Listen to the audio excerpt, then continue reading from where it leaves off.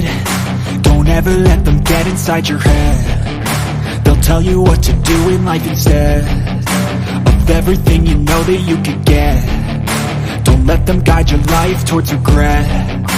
I'll fight for what I love with every breath. My past is filled with things I won't forget. I use them all to push me to my best.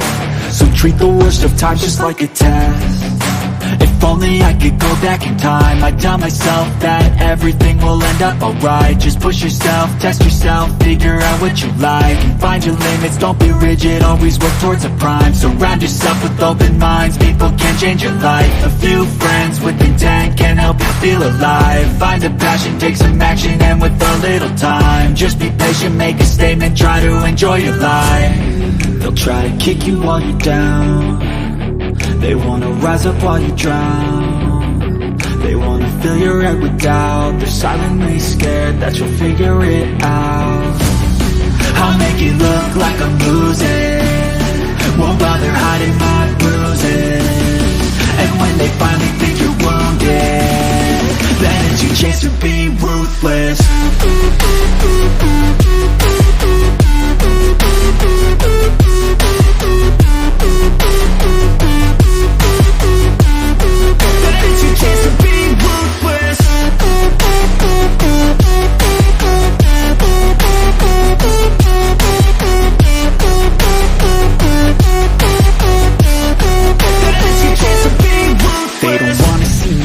They don't wanna see me care. Anytime I make some progress, I can see that they compare. I think everyone's against me, maybe something in the air. Am I paranoid? I swear a void is forming and they're scared. I walk a straight path, not many can say that. I like to play fast, cross me and there's payback. You better pray that I don't see your face at any place that I go. I know you hate that. I've been doing fine, I'm not wasting any more time. I live for the fight and the climb, and I think that the pain that's deep inside is what defines. So I won't give up, I'm gonna make it to the top. I don't care what's in my way, I swear I'm never gonna stop. I could fall flat on my face and I swear I will get back up, cause I don't deserve a thing and the road ahead is tough. They'll try to kick you while you're down. They wanna rise up while you drown. They wanna fill your head with doubt. They're silently scared that you'll figure it out. I'll make it look like I'm losing, won't bother hiding my bruises. And when they finally think you're wounded, then it's your chance to be ruthless.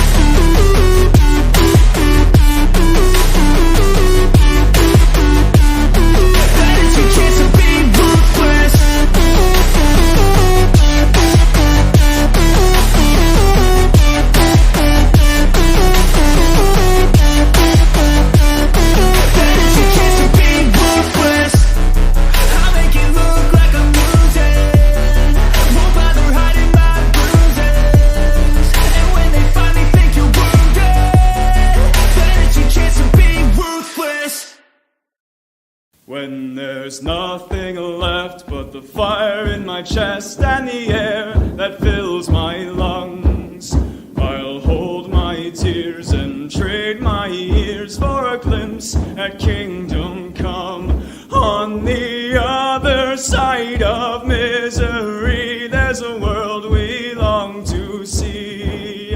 The strife we share will take us there to relief and sovereignty. Oh, by God, we'll have our home again. By God, we'll have our home. By blood or sweat, we'll get there yet. By God, we'll have our home. In our own towns, we're foreigners now. Our names are spat and cursed. The headline smack of another attack, not the last and not the worst. Oh, my fathers, they look down on me. I wonder what they feel to see their noble sons driven down beneath a coward's heel. Oh my God, we'll have our home again. By God, we'll have our home. By blood or sweat, we'll get there yet. By God, we'll have our home. The road is dark, the way is lost. My eyes, they strain to see. I struggle forth to find a friend to light the way for me. Oh, brothers, can you hear my voice, or am I all alone? If there's no fire to guide my way, then I will start my own. Oh my God, we'll have our home again. By God, we'll have our home. By blood or sweat, we'll get there yet. By God, we'll have our home. Oh, by God, we'll have our home again. By God, we'll have our home. By blood or sweat, we'll get there yet. By God, we'll have our home. Featured stories today: how to fight back against a black gang attack, and are aliens about to invade? Go free lesson of the day, continuing and finishing up on uncovering your MPs. From the glossary, what is a meme curative? We talk about this a lot. Do people know what it is? And the meme pathogen: white people are the mass shooter serial killers. We'll cover that and more. Your comments, calls, and questions on this To Hell with the NFL Sunday. And then there's this. During his checkup, the corpse and chief, Biden, asked the doctor, "Do you think I'll live for a lot longer?" The doctor replied, "I doubt it. Mercury is in Uranus right now." Biden said, "Man, I don't go in for that astrology nonsense." And the doctor replied, "Neither do I. The thermometer just broke."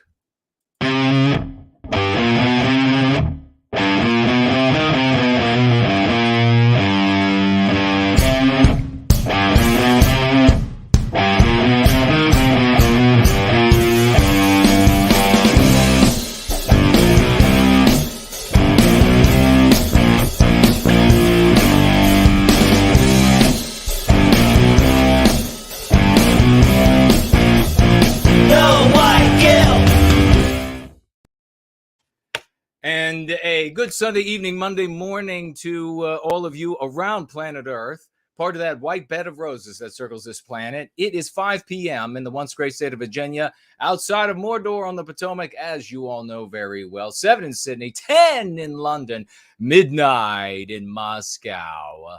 And as you can see, looking through the window over my shoulder, that it's another beautiful day in Mordor on the Potomac. It's great to see you all. If you would like to financially gift over the course of this gathering, you may do so. You may do so at Entropy, which is up and running. You can find the URL in the description below. You may do so at DLive with their cryptocurrency, at Odyssey with their cryptocurrency, at Odyssey with cash dollars. You may also do so at Cash App with cash dollars. You may also do so at Cash App with cryptocurrency. Isn't it amazing to see me today on this Super Cuck Sunday?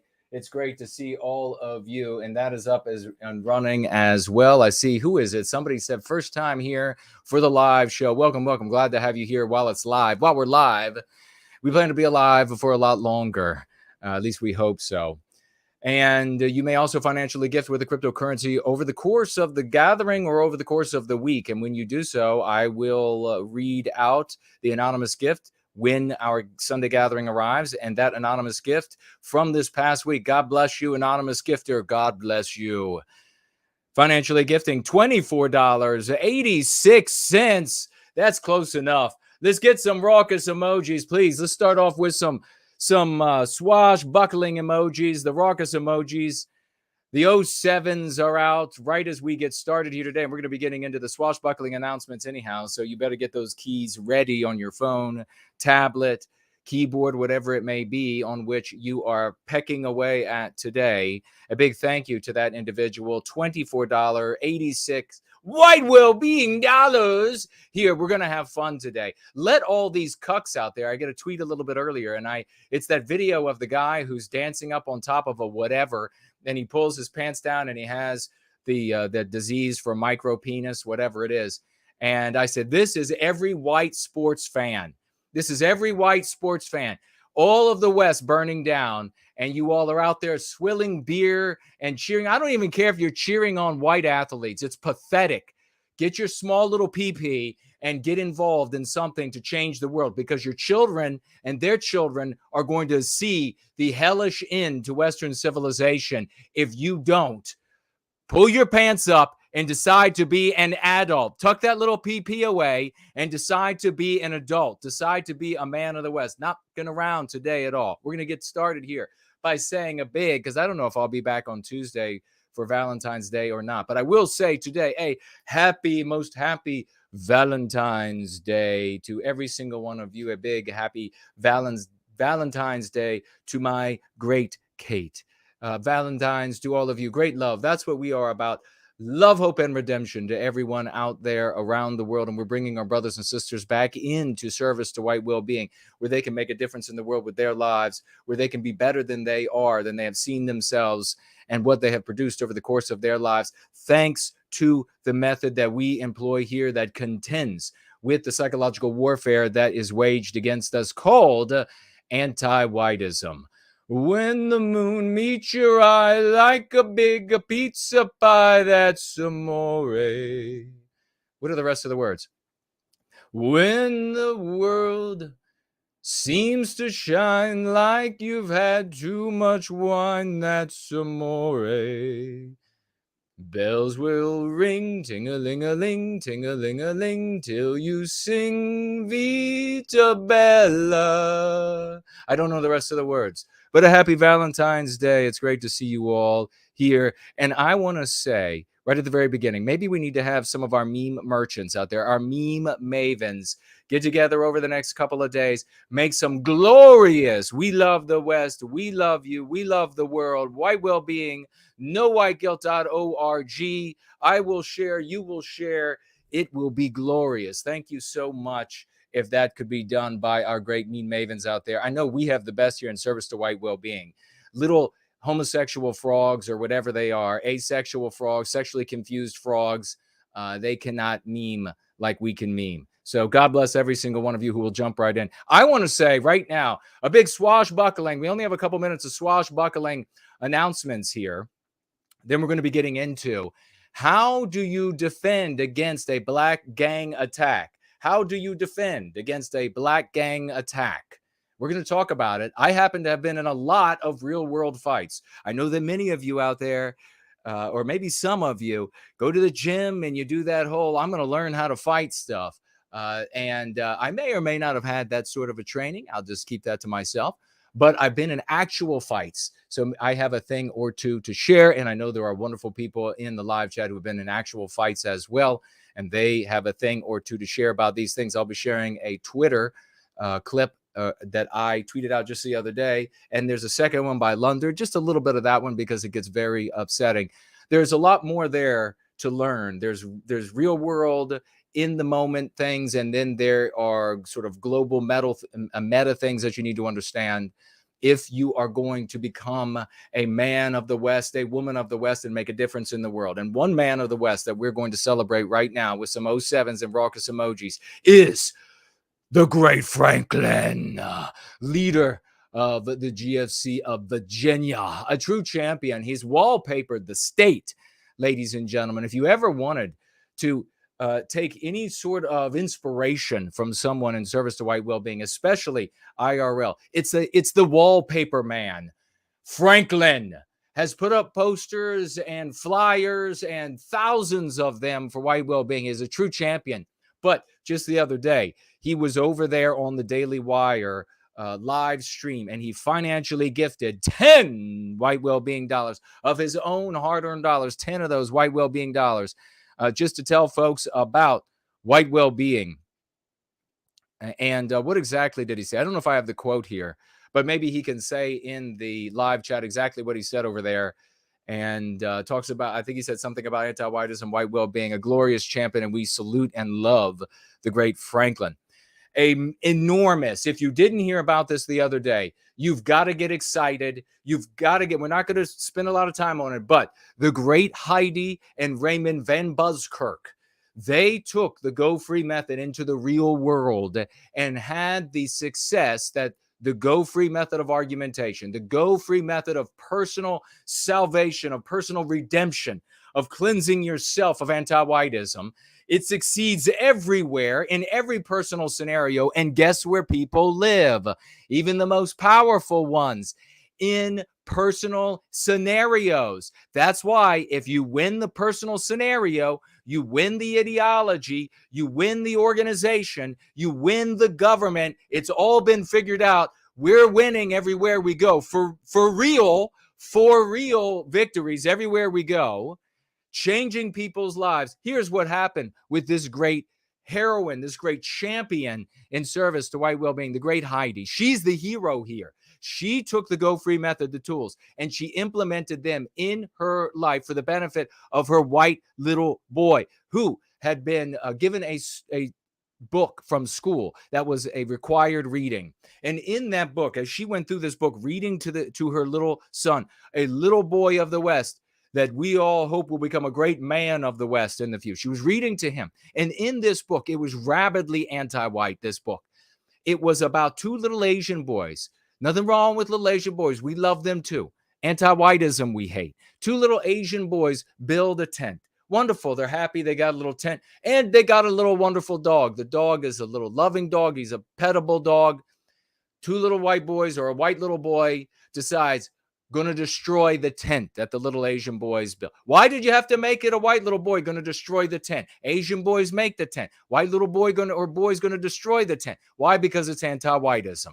So the white little boy, he sneaks. There are pictures she sent me. He sneaks through the bushes. He's like a thief in the night, but it's not even night because he is so criminal-minded. It just runs in his veins. That's anti-whiteism for you. This is not a joke. This is how white children become anti-white. This is how white children become white guilted. This is why saying, as I pointed out decades ago, no white guilt is the most revolutionary thing you can say in this day and age. No white guilt. The little boy creeps up. He destroys the tent. The little Asian boys are sad. A little white girl gets injured in the process. She's trying to get over a fence or something. She's surprised by how mean the white little boys are.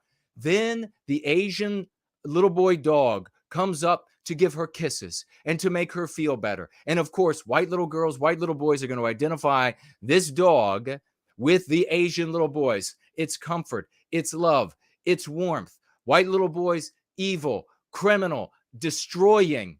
This is what book the school gave her son for her to read to him, to propagandize him, to infect him with the poison of anti-whiteism.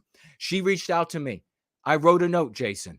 Have a look at it. She gave a picture.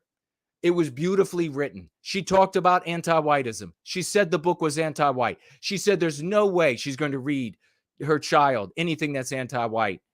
She put that in the mail. In the meantime, she had a meeting scheduled with the teacher. The mail didn't get there in time before she had the meeting with the teacher.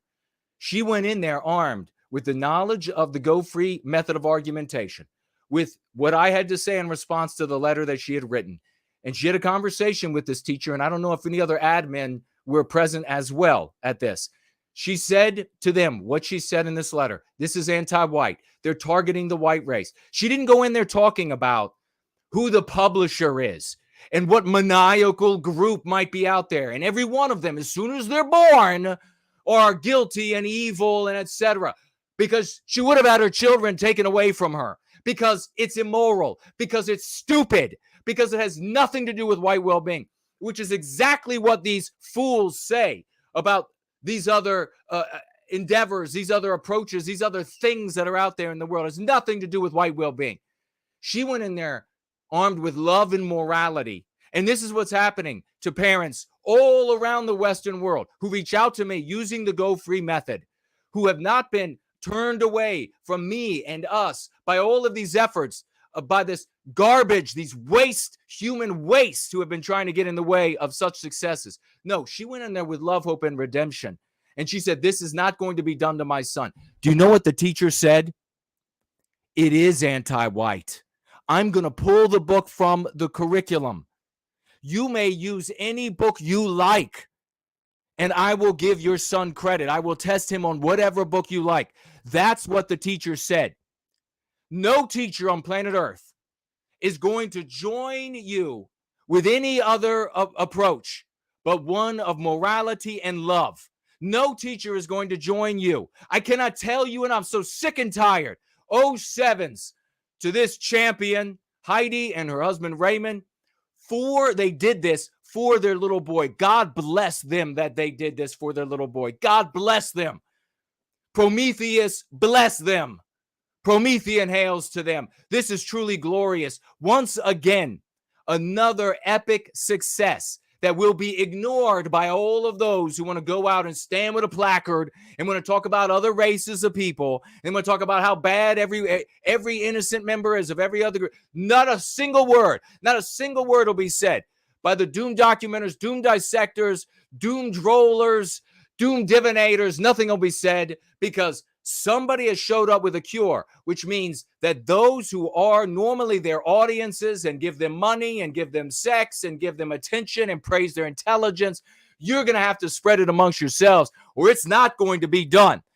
That success for that little boy should be the success for all white little boys. It should be the success for all white little girls. What would happen to that white little girl if she just that heard that story? If she grew up in a household that was teaching some idiotic, conservative, well, if the black people say it's so, then it's okay. But if a white guy with Germanic features say, well, then we're going to run from it.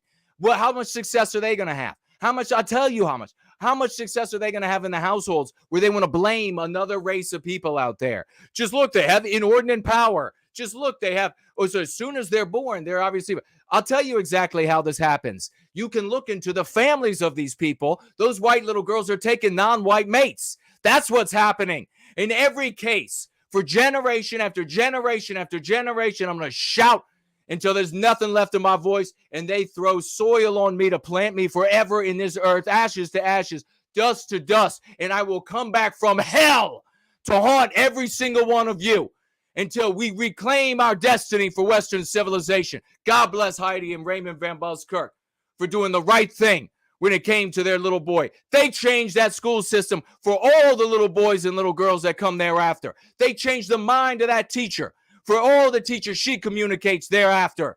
This is how it works. The curative contagion from one white person to the next. God bless them. We love them. Great porridge. The great lovely porridge. Swashbuckling.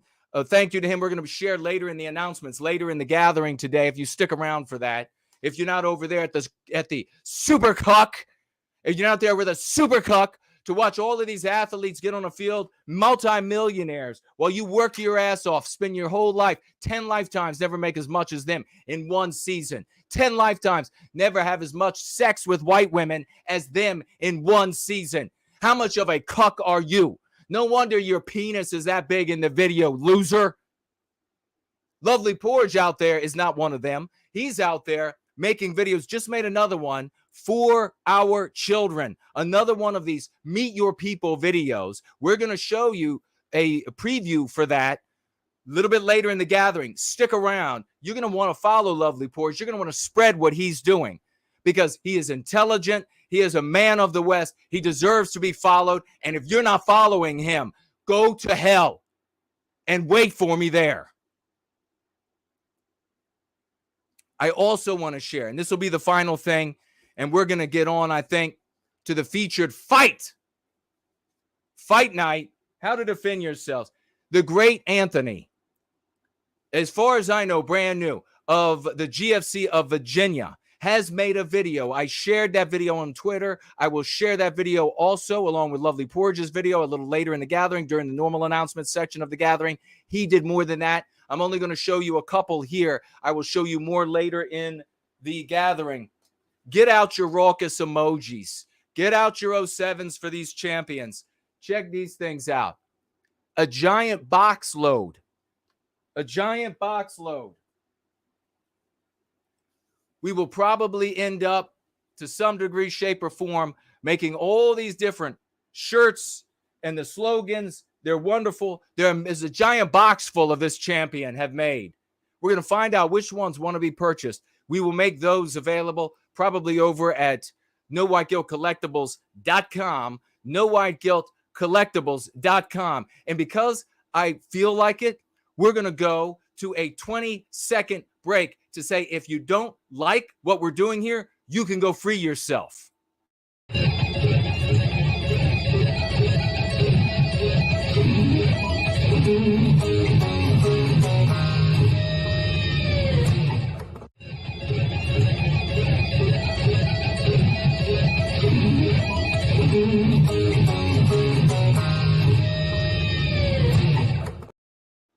All right, let's reel it in. How's everybody doing? I'm fired up, as you can tell. We got the whole world watching this Super Cuck sporting event. And I don't know how many from the community are actually over there getting offended while they play the Black Anthem before the national anthem of the United States. You know what?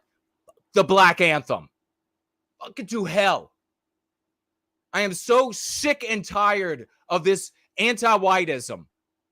There'd be no goddamn football, American football, if it weren't for white people. There would be no league if it weren't for white people. There'd be no stadiums if it weren't for white people. Game wouldn't be invented if it weren't for white people.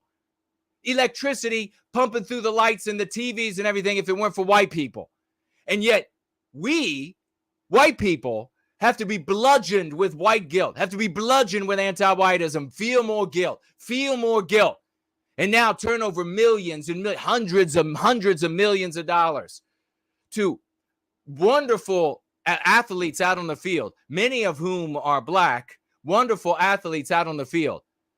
But you go there to watch this game, there's no appreciation for you. There's no appreciation for the millions and millions. I mean, there's no appreciation from these non-white athletes out there on the field for the mansions that they get to live in, the sports cars that they get to drive, the endless vacations, the multi-million-dollar vacations, all the white women that they can have spread on their legs on their back. No appreciation for that. No, it's you, white man. You're going to listen to the Black Anthem now while we do things like kick the shit out of you in the mall. And we gang up on you in the mall. We gang up on you in the cities. We gang up on you, and we take all these videos of it. We gang up on your senior citizens. We gang up on your elderly. We gang up on your children. We maim them.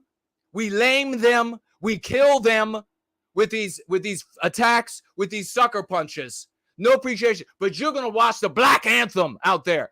Your Black Anthem. Every single one of you.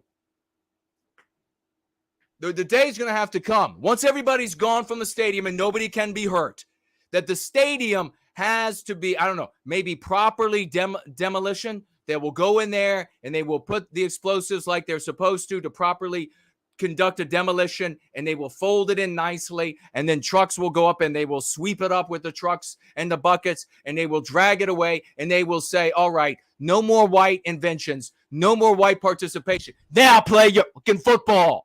Now let's see you even make a fucking football. Sick of it. Let's get to this video, see what you all are having to say. However many actually show up for this shit. They're all over there watching the cuck ball. All right, this is a tweet I tweeted. You all need to learn, because this is increasing. It's not decreasing. This is increasing. All right? Anti-whites of all races are going out into the world. Anti-whites of all races are going out into the world, and they are targeting white people for terrorism, for physical assault, for emotional assault. And I got to tell you, my rage for the anti-whites is perfectly paralleled by my rage for white people who continue to implement idiocy, so ostensibly for our defense. I have to imagine that these people can't be this goddamn stupid. I have to imagine that they can't be this goddamn stupid. I see people out there from white sympathetic sphere in general, and they're going out there into the world, and they're grabbing these videos from like these like super rap or whatever they are platforms, where in particular anti-white black people go out and they videotape themselves beating on white people. Sometimes they accidentally target an Asian person, and then you have a bunch of these white idiots that will say, "Oh, it's us and Asians. Let's put Asians on our shoulders." No, you idiot. Stop thinking. You obviously have disqualified yourself. But so have the people who take these videos from the super rap star websites or whatever it is where they collect these things, where they aggregate them. And then they go out there and they say they say at these on these montages, "Oh, there is a like even all the way to a Jared Taylor." Fucking stupid. They'll say it's a black crime problem, or it's a black violence problem. I'm here to tell you what you don't want to hear, bitches. It's a white problem. It's a white race problem. It's a white male problem who doesn't have a dick on his body and is standing up on a platform, pulling his pants down, cheering on his sports team. It's our problem. If white people had a people, this wouldn't be able to be done to us. So stop being such a coward cuck bitch who is a low IQ'd, mid-wit loser. You hear what I have to say. I can demonstrate, I figured it out, but you still go out there and do this ignorant shit. I have to imagine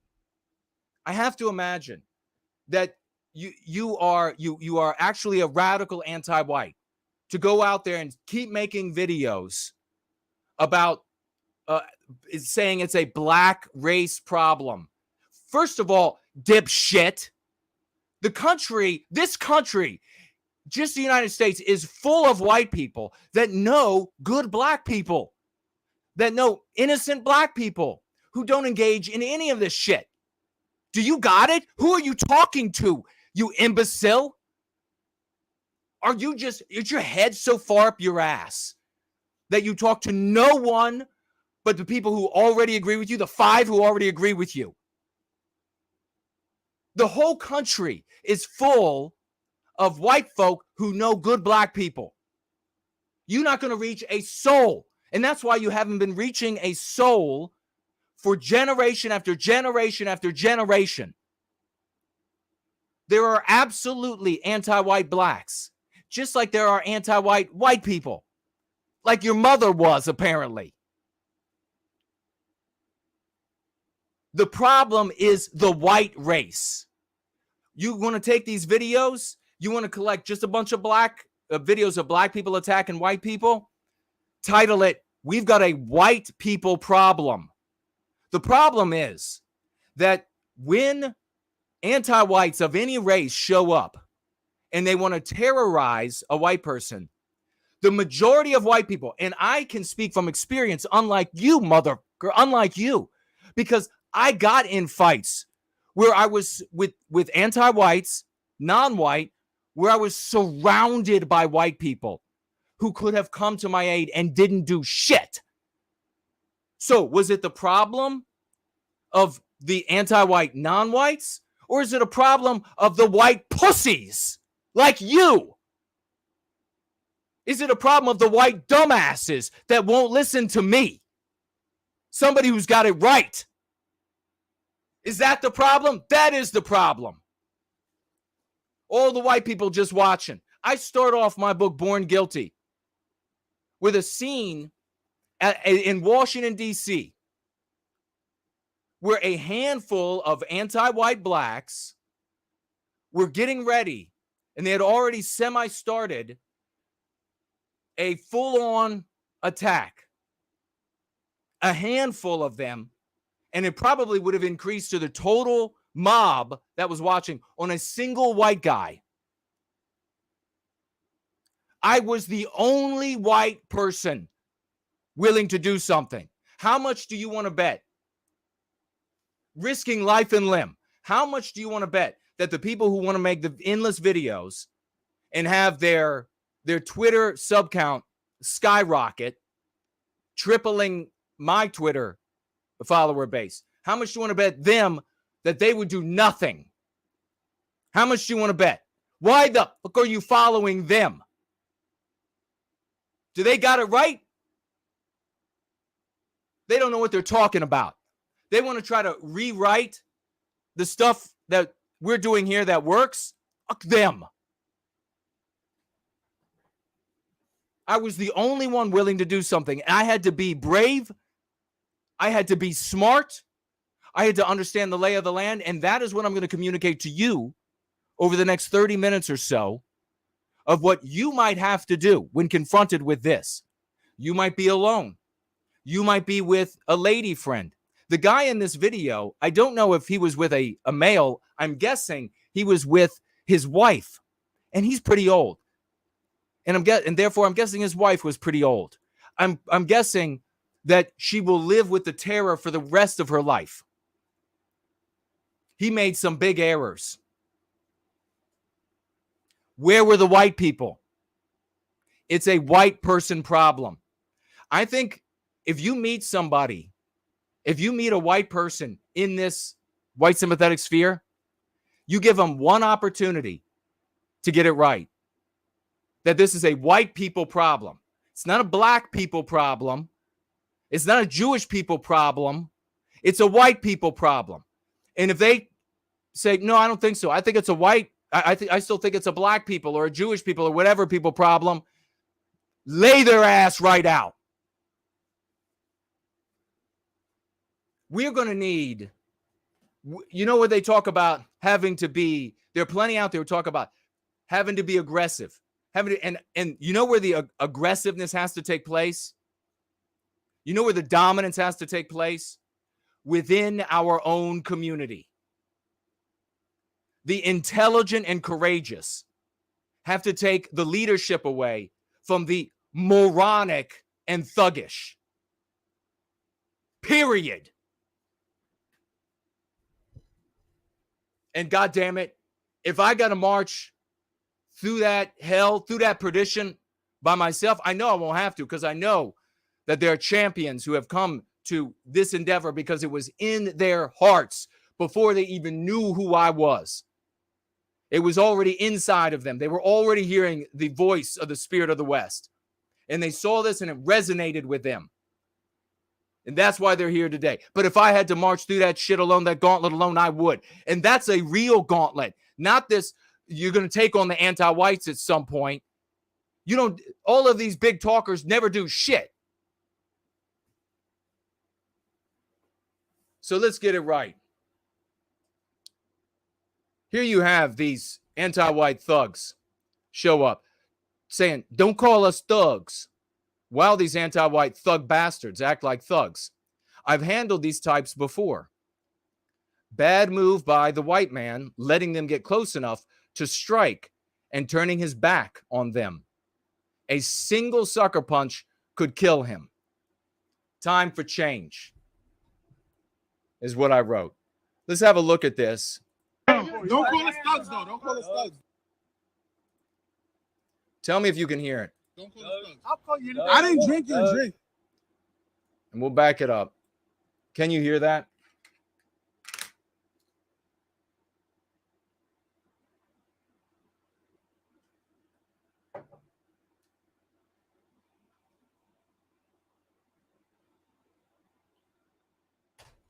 My rage, my passion, my love is for Western kind. The champions, like Heidi and we were talking about earlier, my passion, my love, my rage. my experiences is meant for those who heed, to infuse you with that same passion, with that same fire, with that same determination, so that you in the world can bring this force to the fore and we can reclaim our destiny. We are not going to be able to reclaim our destiny by being tolerant of anti-whiteism, by being tolerant of people in the white sympathetic sphere that want to say, oh, there's all kinds of vehicles, there's all kinds of ways to get back. No, there isn't. Everything else has sucked. I have used it. I have lived it. Stop pushing garbage that has failed since before your great-great-grandpappy. Those words are meant. If they're not for you, you know that. If they are for you, you know that. If they're not for you, those words are meant to be absorbed by you so that you are infused with that same power of the West to bring it into your world. Because otherwise, if I sit here all mealy-mouthed and I'm just like, well, you know what? I think we should just continue to try to make an argument about how we think that this is, and we'll just kind of point to our success. We are all going to go to our graves with a Western civilization on fire. And you know what? It won't matter. I don't care about a good excuse for losing. Losing is all there is. If you lose, you are a loser. No excuse mitigates it at all. You don't like my passion? Then fuck you. That's what it comes down to. I want to turn this around. If you want to play a game, if you want to tap sissy from A through Z, then go to other channels and just be an audience member and complain about things until the very end. I'm going to die with my boots on. I'm going to die fighting. And you know who's going to be with me? All of the men of the West who are looking on. They will be there to greet me when I die. If you don't die that way, you won't have shit. There's no heaven for cowards. Know that. You think you're going to end up in some nice place? They're going to play the harp. They're going to give you a pair of wings or some kind of bullshit if you die a coward. You don't get anything. Everybody who dies a hero is crowned king. We're going to talk about this today. Could you hear it? Hello to everybody over there on Odyssey. Thank you very much. The audiobook for the second edition, iteration 2 of Go Free is entering the final phases, and it will be available. People will be able to study harder. People will be able to get access to it that wouldn't have been able to get access to it. You'll be able to listen to it while you work. You'll be able to listen to it while you drive. Thank you very much. A big hello over there to the new follower on D Live, and that is DUK. God bless you. Everybody else over there on Odyssey, God bless you. Great to see you. Save Western Civilization Financial Aid Gifts over here on Entropy. Thank you so much for that. Great name. I love it. And says with those $10, I will ask you this. How many of you have been in a situation where you have been confronted? We're going to be asking you to share in the live chat in just a moment. How many of you have been in a situation where you've been confronted with a scenario? Anti-whites of any race. But we're seeing a lot of these videos, quite a lot of these videos, of anti-white black people. How many of you have been confronted with a situation where it's one or more, the anti-white who's coming to terrorize you is, maybe it's one, but he's much bigger, stronger, faster. His hands are the weapons. Maybe there were more than one. How did you deal with it? We're going to observe how this older white guy dealt with it. We're going to point out where he went right, where he went wrong. I have actual experience, lived experience. We're going to point out where he went right, where he went wrong. We're going to point out a couple of other things, a couple of meta things, as we did already, that the problem is a white race problem or white people problem, white race problem, not a black race problem. And white people who want to blame black people for this are pussies. That's all there is to it. We should shame them to the end of the world. Save Western Civilization Now financially gives $10. God bless you. Jason, my stepson was heckin' excited to watch the big game tonight. We were planning on having a fun night watching both teams have fun and the Rihanna halftime show. But you scared us with your yelling. Nice going. Maybe we will stop crying by the second half. But that might be past our bedtimes. Yeah, well, good. Good. This is the Cuck Bowl. It's a Super Cuck Bowl. And all you're doing is perpetuating. I know that I played sports my whole youth and into my young adulthood, and made the bad decision to play college football instead of professional baseball in the minors. So I was the star athlete, and sports served many positive things in many positive ways for white youth. They need to be kept in their lane. They are not life. We should never worship athletes. And this great great worship, especially of athletes of other races, is especially in the anti-white narrative, is absolute poison. I can't even imagine. I mean, maybe if you were in a world where there wasn't anti-whiteism, we don't have it. It would have to be another dimension.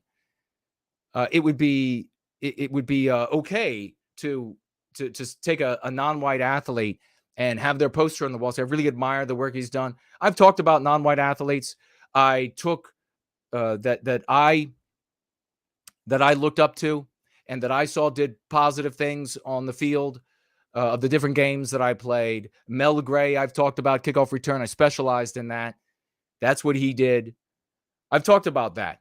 In the anti-white narrative, when you take these non-white athletes, these multimillionaires, and you put them up in front of your children and you're like, these people are like demigods, you're just further poisoning your children.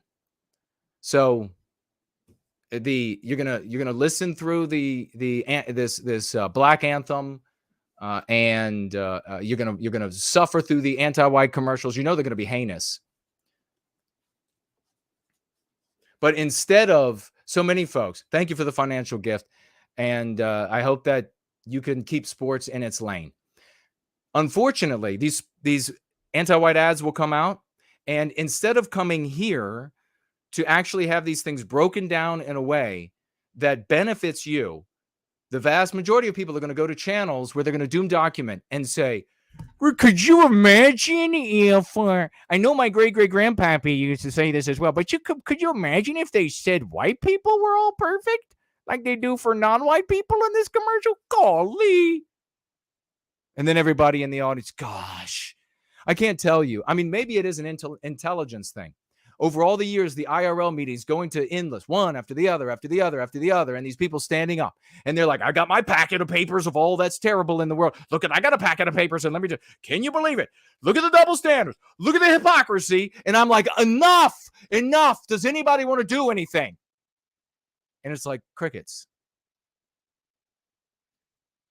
So here you are, the ones who actually want to do something.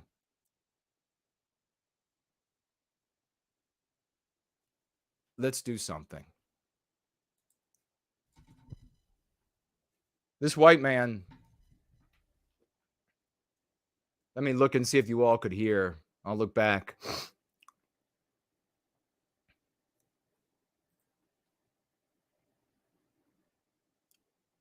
And see. Franklin, audio is good. Very good. All right. Let's watch right now. And I want your input about what's this guy doing. Is it where is he right? Where is he wrong? He's actually a very handsome older guy. And I just thank the good Lord that these three anti-whites did not decide to disfigure him or end his life. Could you imagine? It would have been like that.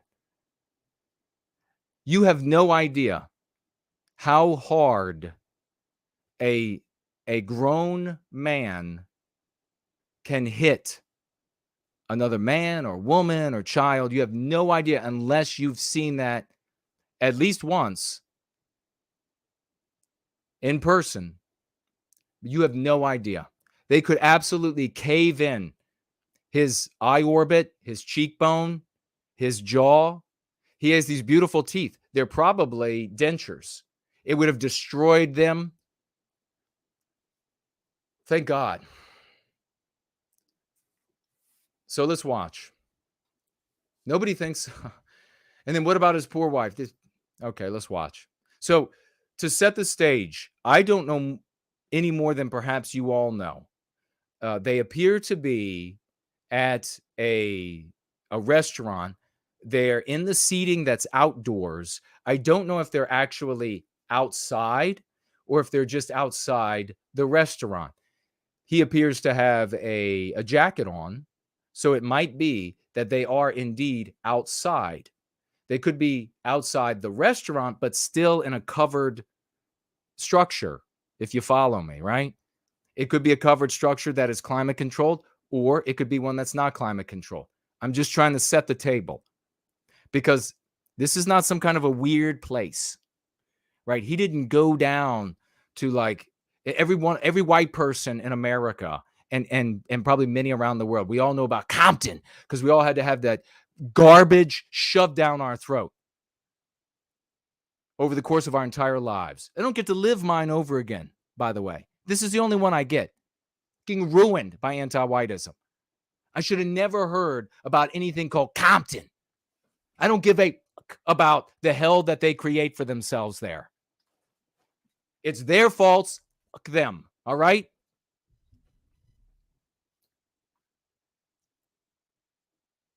So here they are. This is a beautiful place. Look at the lights across the ceiling of the awning here. This is a nice restaurant. This guy looks like, he's middle, maybe upper middle class. Let's check. Let's see. Unless somebody knows something that I don't know about this, chime in. Tag me. Okay, Joshua's saying he's been in fights in school. Montana kid's here. Pearl Lady is here. Great to see you, dear lady. Artificer, Machiavelli sucks. Azimuth Clark, great to see you, champ. Anders, great to see you, good champ.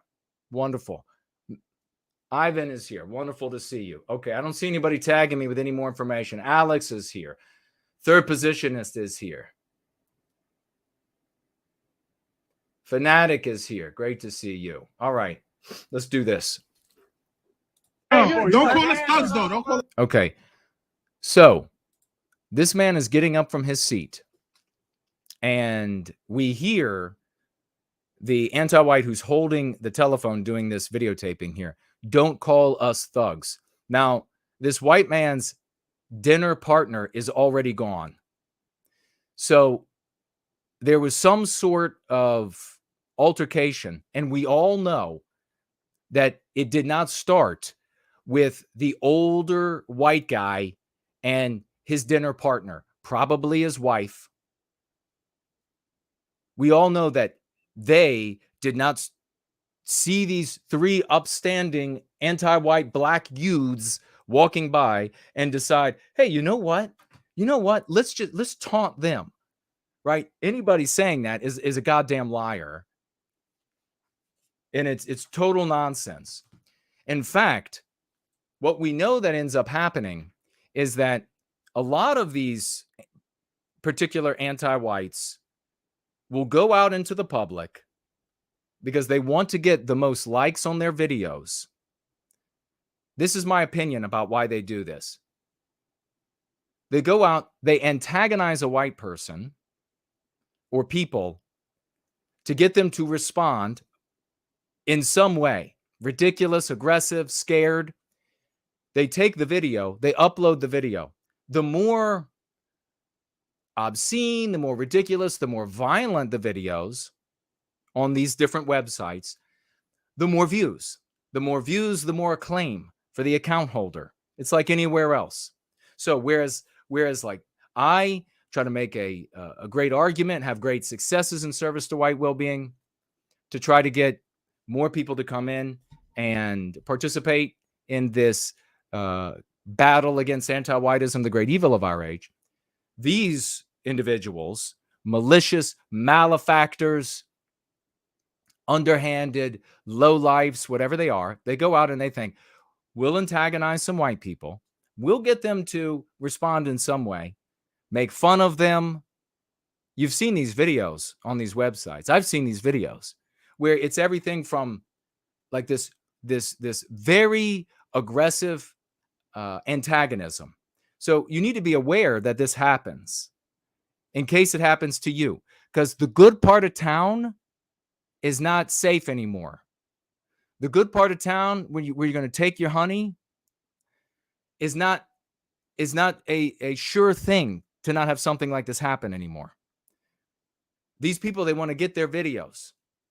These people have the same money you have. They might have zero education. A lot of these anti-whites of all races, zero education, zero latent intellectual ability, but they're getting jobs because white people have to get white erased from institutions. So these people are getting the high-paying jobs. They're pulling up in the nice cars. They're rolling up in there with the expensive hair treatments and skin treatments. And they're trying to get you to fight. This is the world we live in now. It's everywhere. This guy, for every decade prior, could have been guaranteed to have nothing like this happen to him. Not even remotely, just by way of his dollars, what he could buy, the places he could go. And, I don't know about him personally, but so many of the white race, because we have a white problem, not a black problem, not a Jewish problem, because we have a white problem, so many of them didn't care about poor white people like me. They didn't care. Oh, well, they have to deal with them. Well, just he has to deal with being attacked. He has to deal with the radical anti-whites. No. He has to get beaten up by them, gets physically attacked by them, and family members attacked by them, thieved from them, maimed by them, killed by them, shot by them. Yeah, my father was shot by blacks, anti-white blacks, while working his whole life.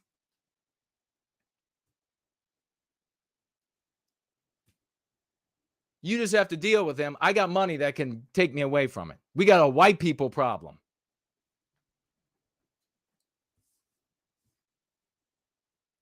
So the money's not going to protect you anymore. And in some of these videos, it's not just fight. It's they roll up and they ridicule and they mock. Have you seen these videos? Have you seen these videos, some in the live chat? The people who are epic enough to show up. Have you seen these videos? Where they'll go up and they don't actually physically attack. They just gather around and they say, oh, you're pathetic, you're ugly, you're fat, whatever it is, whatever the white person or people are, whatever it is.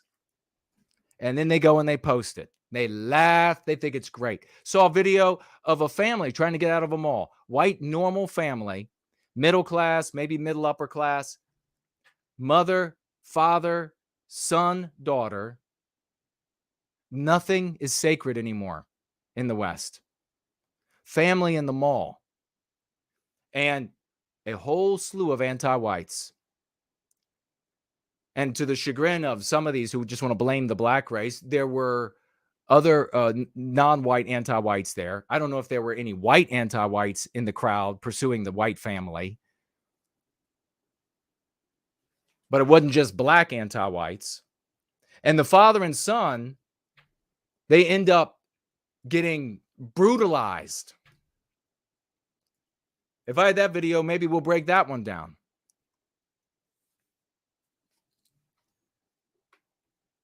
So what happened is these three were going by, and somehow, some way, they interfered with the evening of this gentleman and his wife, to the point that the guy holding the camera said that I didn't drink your drink.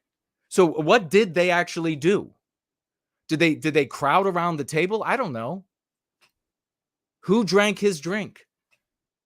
Or why was the allegation made? Why is this guy trying to defend himself, saying that he wasn't the one who drank his drink?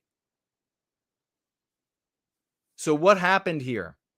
You have now the white guy's by himself, older white guy. And these are 3 young, fit, heavy, anti-white blacks. 1 frail, older white guy. Nothing is sacred anymore. Why is that? Because of white erasure. White norms are gone. In the white world, in the Western world, this is my opinion, of course, even if you were a total jackass, you didn't go beat up an older person in the community. But those norms and standards are gone now. It's been white erased. So now you know what's going to happen is it won't just be old white people. You have the collateral damage. This is why we say defeating anti-whiteism is good for everyone, because it'll be old Asian people getting old black people, old Jewish people. They're going to be sitting having their meal, and punks are going to come up. And because those white norms are gone now, those Western norms are gone now, they've been white erased. They're going to come up, and being a senior, being frail, whatever it is not going to stop the monsters from behaving like monsters. You got to accept the reality of where the world, the West, is being destroyed. You can't go defend proxy positions.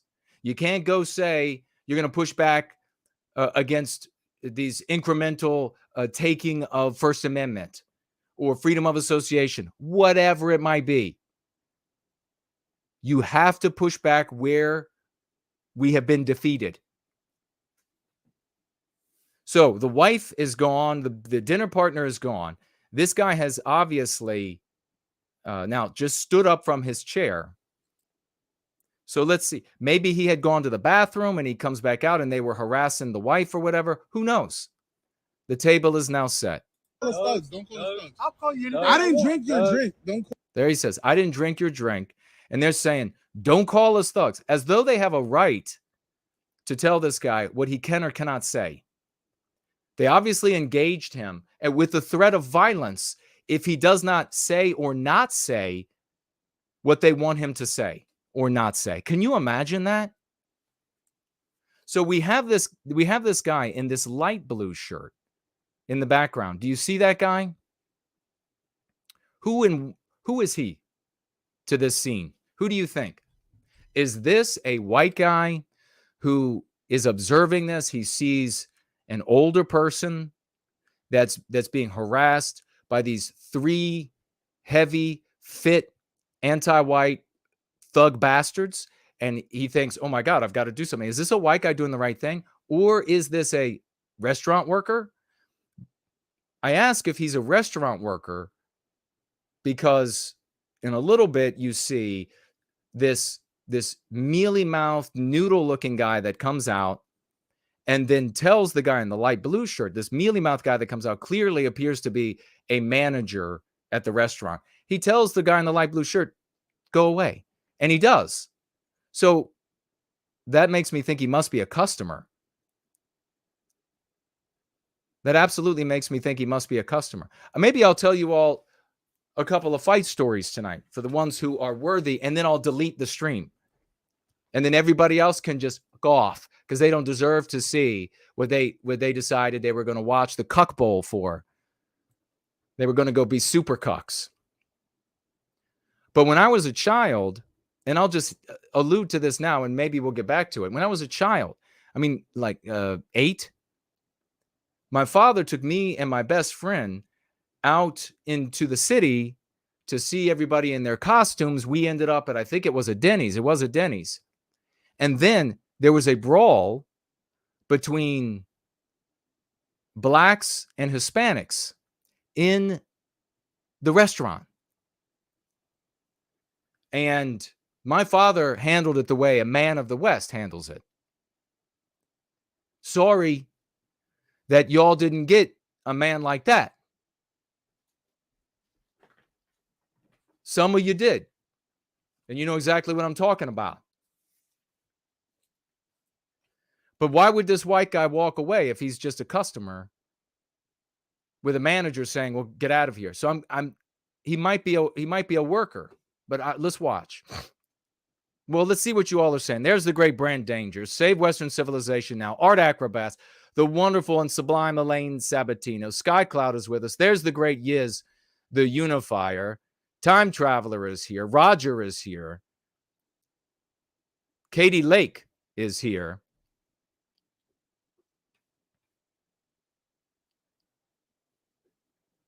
So what do you all think?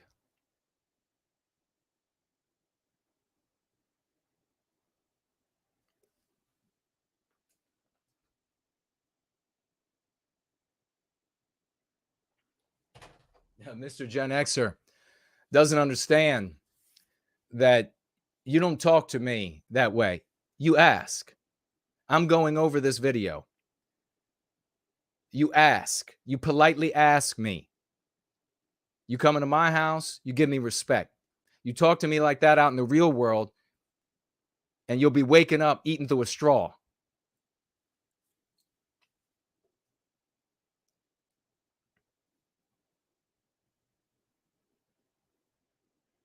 All right, let's see. Call me So a what thug. you is? So what you is? What you is? We thugs. So what you is? I'm not a thug. So you hear right there, perhaps you did, the one anti-white thug says, if we thugs, what you is? And don't you dare make fun of his education level or intelligence, because he's six figures, your wife's boss, and hitting on her every day at work, and implying that clearly because he's anti-white, and this is what an anti-white would do, that if she doesn't give him sexual gratification, then she is a racist. So no use making fun of his education. Thanks to the world we live in, because not enough people are listening to us and the work that we're doing. I don't go to people's tables and That's harass that's them. not. Okay, so he's just said right there, the white guy just said right there, I don't come to people's tables and harass them. This is a great look. Look at this guy with his gray hair. It looks like he's got blue eyes. Looks like a nice guy. Looks like a smart guy. I don't come to people's tables and harass them. So, come on. Where did this start? Man, I don't know. don't call bro. us a thug, bro. Don't call. And here this guy shows himself. Why would he show himself on this video? Because it's for one of these rap star videos. That's why. He wants the acclaim. He wants to be celebrated. He wants to be the face of it. Call us a thug. I'm not a thug. Don't call me a thug. I'm crazy right now. If I want, he just calls it because we black. I know. Don't call us thugs. Okay, so there you heard the anti-whiteism right there. It's not their behavior that is the reason for why he called them thugs. Harassing them, him and his business dinner partner. It's not that. It's just because they're black. Anti-whiteism.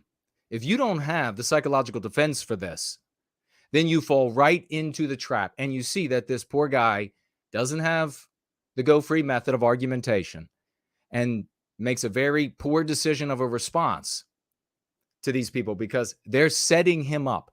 And if you are in a scenario like this, where they have harassed you, anti-whites have harassed you, and they come up, it is a setup. You always need to be looking. If you grow up inside or out or in a city or right outside of a city, you learn pretty quickly that you always have to look the direction. You have to look for the hands that or the direction that they're trying to get you to ignore, because that is where the crime is taking place. In this case, it's the setup to get a specific response that will give them the opportunity to take the action that was predetermined.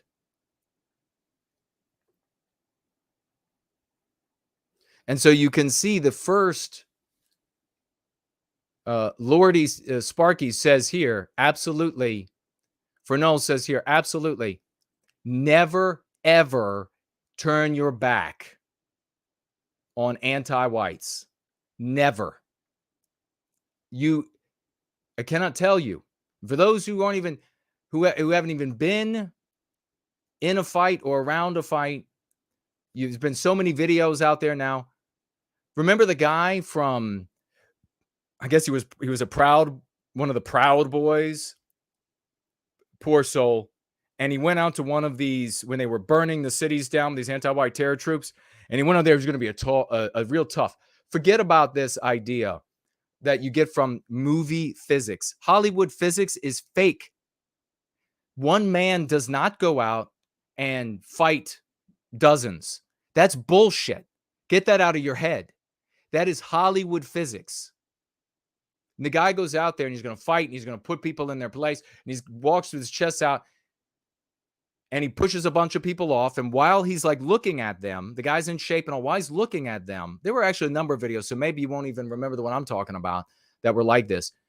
They back up. Then he turns and starts walking away. He gives them his back. And then one of these anti-whites runs up. In this case, it was a black anti-white, and cold cocks him in the face. The punch alone, I don't know. I didn't follow up. Maybe somebody here knows how much damage the punch did to him. Could have very easily broken facial bones. But then you have the unconscious fall to the ground, to the pavement, which can kill you on impact. Nobody there to catch him. Never turn your back, because that is when a predator, you're like eliciting from them the attack response.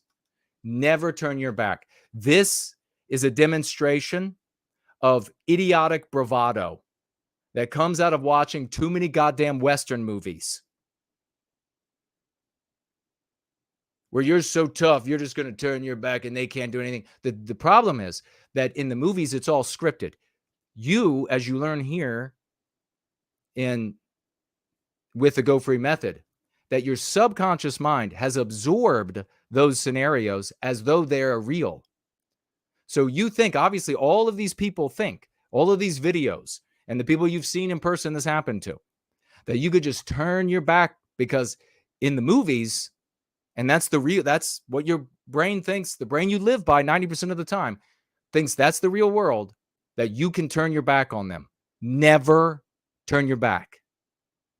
You can walk, depending on where they are located, you might have to walk straight backwards. You might have to walk at an angle so that you keep your attention on them the entire time. There's nothing cowardly about keeping your eyes and attention on them 100% of the time. So that's one of the main things that we're seeing here, is that he turns his back. They can very easily get by this little obstacle. And then I don't think the obstacle exists further onto the right side of this video.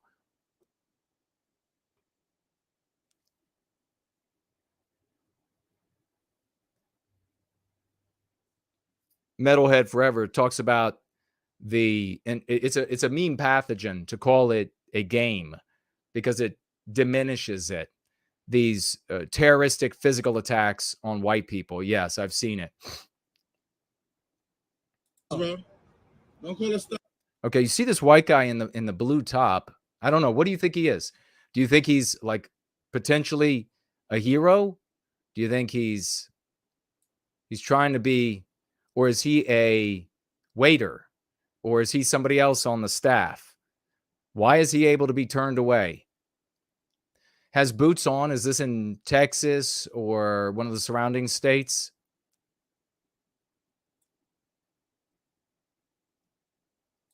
Don't call us thugs. I don't know. He was homeless. Still going. Don't call us thugs. This is the continuation of the harassment and the setup. If you're confronted with this, get away from it. Forget about your food. They'll make more food for you. If you are confronted with this, my recommendation is as soon as the harassment begins, call 911. Don't wait. The police are going to take forever to get there. And you want them to get there in time to not bag you up. Call the police immediately. Call them immediately. Take your phone out, dial 911. Speak to them on the phone. Keep your attention on the anti-white thug bastards and move away from them so you are out of arm's reach. Never let them get close enough to strike. Lottie says, don't tell them that you're calling the police. Yes, don't tell them. Just call 911. Just take your phone out, dial 911, emergency in the United States, whatever it is in your country, dial the emergency phone number, tell them on the phone exactly what's happening, and tell them on the phone that you fear for your life. If you have a firearm on you, you are in the United States, and you are armed, make sure you tell everyone. You don't have to be trembling like a leaf. You don't have to be wide-eyed and stuttering. You can be calm. You can be neutral.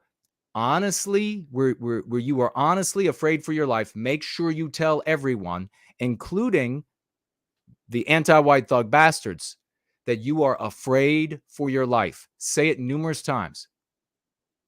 If you have a firearm, make sure you say that you are afraid for your life. If you don't have a firearm, then just tell them at the emergency number that you fear for your life.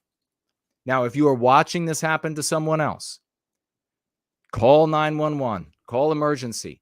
Tell them you fear for the lives of the people who are getting harassed and that law enforcement has to hurry. It's going to get bad. Do not just watch this unfold. Absolutely do not.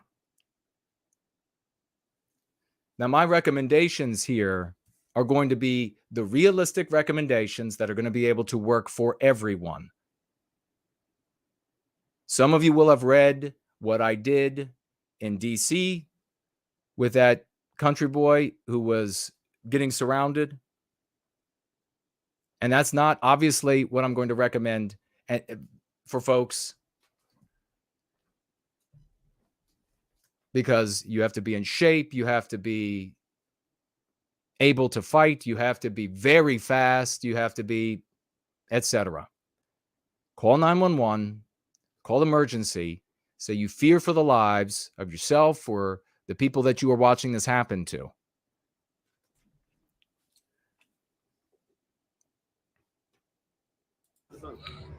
Okay. Yo, bro, I didn't drink your drink, so don't call me a thug. Yeah. And I'm recording you. I'm down. What I'm not- difference does it make if you're recording me? What does that do? This is he's totally ignorant of what's happening here. It's not his fault. I mean, it's generations away from when he grew up. I'm just, said a I thug. don't, yeah, who's a Makes you thug? racist, bro. You racist. Okay, there it is. I'm guessing the guy in the blue top is a potential hero, but then he, for whatever reason, he obeys the manager of this restaurant.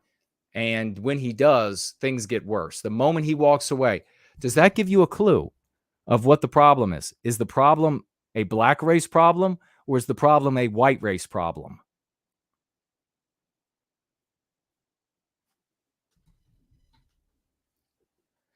So now the anti-whites here reveal that they are anti-white indeed.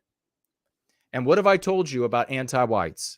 There isn't a murderer or rapist or thief or maimer out there who harms a white person in any of those ways or any others magnanimously.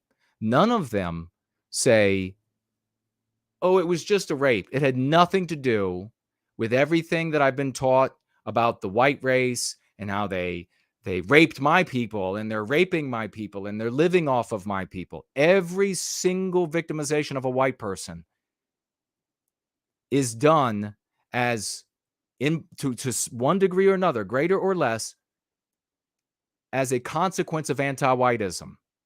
Every single one. So here you have them like characters right out of the anti-white narrative. They've walked right up. If we thugs, what are you? And he's a racist. And then instead of saying what he could have or should have said, he responds poorly. Maybe, yeah, I am. Yeah. You are. How many times have you heard people in the white sympathetic sphere to just say, yeah, you are. Yeah, you are the personification of total evil. Yeah, you are going to take on all of the individual experiences of everyone in the West who lives the majority of their life, 90% of their life in their subconscious mind, which is entertainment based, which conflates this concept with every hellish behavior. So you are taking on board every hellish maniacal act, every depraved thought, every murder of a non-white child on the basis of them being in all of the fiction. You take that on board. What kind of ferocity does that engender toward you? Now, I have been telling you forever not to do that, to protect you. I don't even know your name. I might not ever meet you. I might not ever know your name. Probably won't. But I care more about you, far more, than the folks who would say to you, just say that, yeah, you are a racist. Because when you obey what they have, their advice for you, what they have for you, when you obey that, you engender a hostility that is bottomless for you. I want you to win the argument. I want you to be the moral actor so that you can go to the next level, so that you can be a better you, so that you can survive the day. White race has to learn tough love again. That's the bottom line. Nobody's gonna coddle you here. I don't coddle you. So only the best are gonna make it through this. So he says to them, yes, he is. Listen to how their tones change. Or, You racist black bitch. And what if we beat your ass Right there.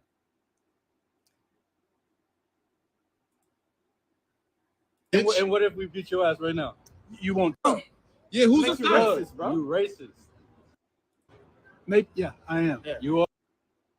Immediately as he says that, listen to their tones. You racist black bitch. And what if we? One of them immediately calls him a racist black bitch.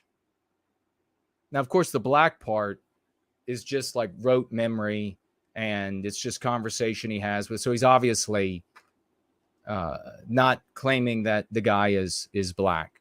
He immediately calls him a racist black bitch. Then the other one immediately goes from, if we're thugs, what are you? To, what if I beat your ass right now? With a completely different tone.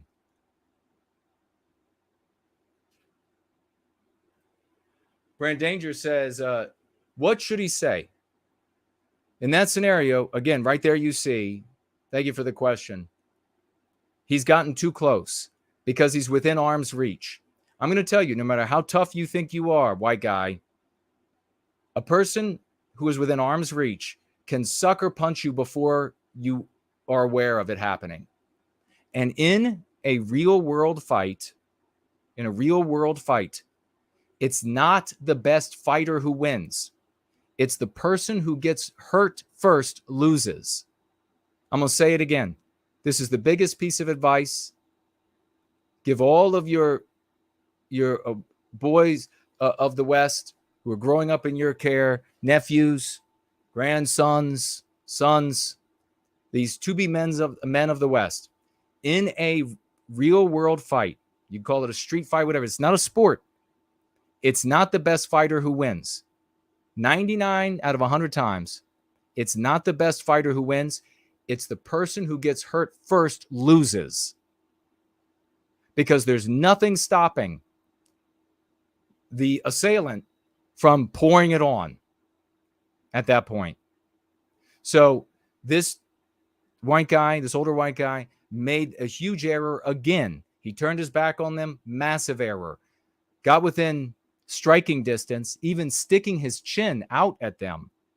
Like, go ahead and hit it. Like, this is one of those Western movies where he could just take a punch and then he would, have his fists up and be going at it with them and throwing them around, and they would roll off the awning and whatever else. Hollywood physics.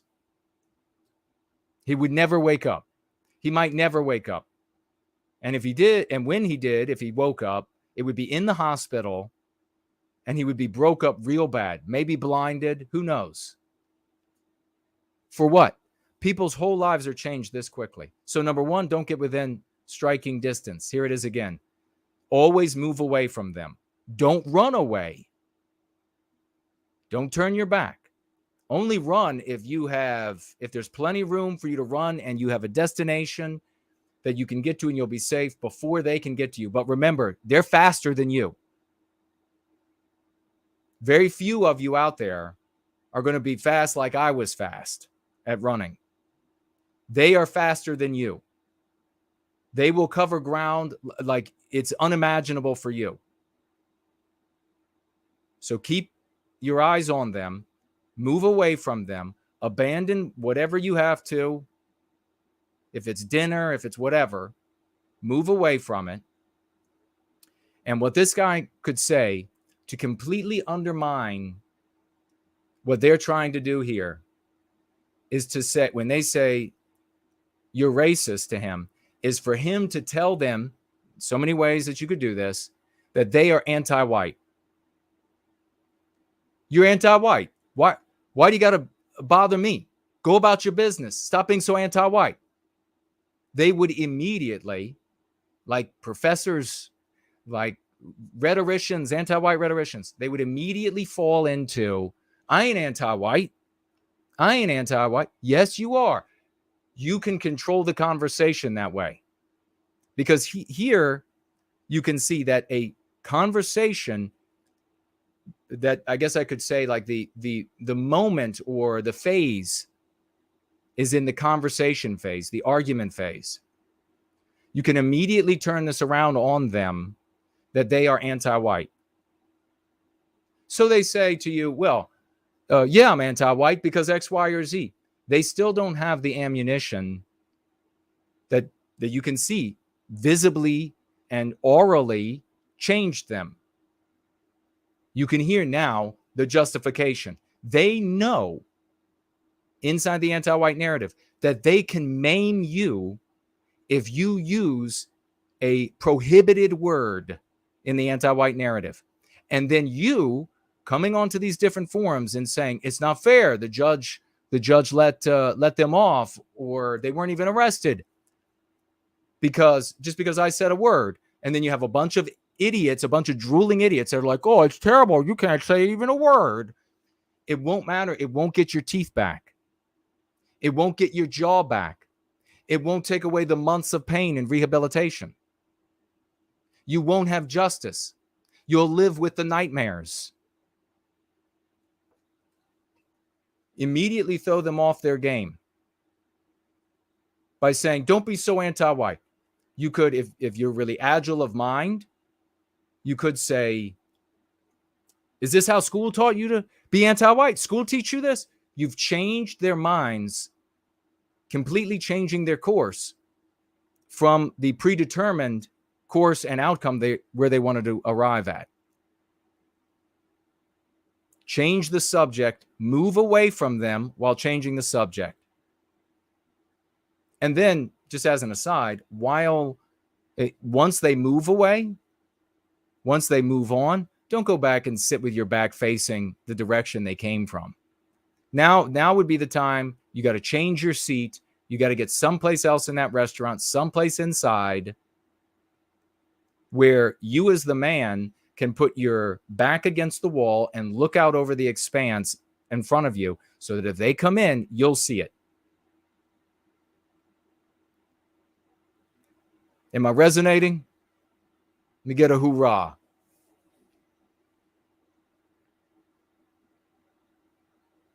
We beat your ass right now. You won't do it. Okay. You heard him say there, I'm going to beat your ass right now. And then the white guy, right out of Hollywood physics, you won't do it. Call me a nigga right now. Yeah. Do it. Call me a nigga. All right. Let me absolutely condemn that word. I don't want it to play again. I'm going to try to jump around it. But one of these anti-white individuals just said, call me a, and then used the prohibited word. I condemn the use of that word. I do not want it played on my channel. So he says, call me that right now. So the one says, I'm going to beat your ass. The white guy then says, you won't do it. Folks, that is the dumbest possible thing he could say. Two extremely dumb things in a row. Says he is a racist. And then when they say that I'll beat your ass right now, he says, you won't do it. That is to challenge them, the three of them, to a fight. And it need not even be a long fight, because they could stomp him into oblivion in 10 seconds and be gone, and law enforcement would never find them. Shit, law enforcement won't even look. You know how long they looked for the guys who shot my father and my uncle by friendship? You know how long? 0 minutes. That's how long they looked for them. They wouldn't even look for these guys. 10 seconds, they could end his life. 10 seconds, they could maim him. Why do I spend so much time on that? Because it's real, and you live with the ramifications for the rest of your days. You don't get to hit the reset button on your controller. You don't get to start the game over with a fresh character. So he effectively taunted them. Never do that. Never taunt them. So now I saw, I think somebody said something about pepper spray. If you have pepper spray with you, get it ready. If you have pepper spray, get it ready. And I'll mention briefly the firearm as well. If you have pepper spray, get it ready. Remember to say to the people around you that you fear for your life. You don't have to tremble. You don't have to be wide-eyed. They can take your life. With a single punch, a person's neck can be broken. It happens all the time. Certainly when you're on the ground and unconscious and they are kicking you in the face, that can snap your neck easily. You fear for your life. Get the pepper spray in your hand. Get it ready to roll. When it comes to a firearm, you're saying the same thing. You fear for your life. You're telling everyone this. You're, in both cases, pepper spray and firearm, you're moving away from them. You're keeping your eyes on them. You abandon whatever might be. Your umbrella's there, you abandon it. They destroy your umbrella, you get another umbrella. Flesh is what matters. You move away. There's nothing cowardly about this. You get your hand on your firearm. Don't brandish your firearm. You don't have to do that. That could be a crime in and of itself in many states. Just a white person brandishing it. You get your hand on it, and you let everybody know that you fear for your life. Don't tell them you got a gun. Don't say you're not at that point. You just get your hand. If they say you got a gun, I fear for my life. Get out of here. Stop being so anti-white. Leave me alone. Move along. Trying to have a quiet evening with dinner. Just move along. You do the same thing with the pepper spray. Now, say they decide that they're going to come at you. You got nowhere to go. You're not going to be able to run away. You're not going to be able to get away. Same thing holds true for both pepper spray, and this is my opinion, as a firearm. You don't wait until close quarters. Pepper spray, many types of pepper spray will give a nice solid stream, 8-10 feet. You should, if you have not used pepper spray before, buy a container of pepper spray to practice with. Then you throw it away. Get outside, go find a bush, don't be downwind, and see what it's like to pull the trigger or press the nozzle, see how much comes out with each burst, see how accurate or inaccurate it is. And maybe do 1 or 2 that way just to get a feel for it, and then unload on the bush. Because in a real life scenario, you want to empty the pepper spray. You want to keep hosing the person coming at you. So if they decide, and it's very clear that they're coming, you take the pepper spray out, you hold it up wherever, eye level, where you're comfortable, and you start hosing, and you scream, you get attention, whatever it is. You just start unloading it on them. And if you can, you could take, what's behind you, you could take small steps backwards, but don't end up falling and having missed them. The whole point here is to just paint them with the pepper spray. Now, the firearm is a little different. If they start coming at you and it looks like there's nowhere to go, and they're probably going to, don't wait for them to give you like hold a sign up in the air. This is it. I'm coming. If they start coming, that's it. If they start, now it's your life or theirs. If they start coming, that's it. Not they're going to move like eight more feet toward you or 5 more feet, and then they're going to stop, and maybe they'll stop again. No. Now's the time you make the decision. You pull the firearm if you have it, in my opinion. In most cases, seeing the gun is enough. And that's it. It's over. You tell them while you have the gun out, you continue to say, I fear for my life. Leave me the hell alone. Because honestly, you don't know what they have on them. You don't know. You need them to go. And then only if it comes to it, if they continue to come at you, one of them comes at you, another one behind that first one starts fumbling for something in his waistband, then you have to make the decision that no one wants to have to make, because that's potentially lethal force. But if it comes down to your life or theirs, then you've got to do the right thing.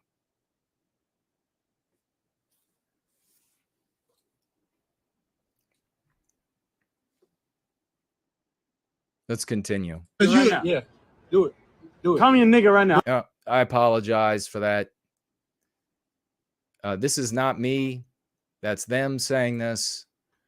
I am reviewing this for educational and entertainment and news purposes.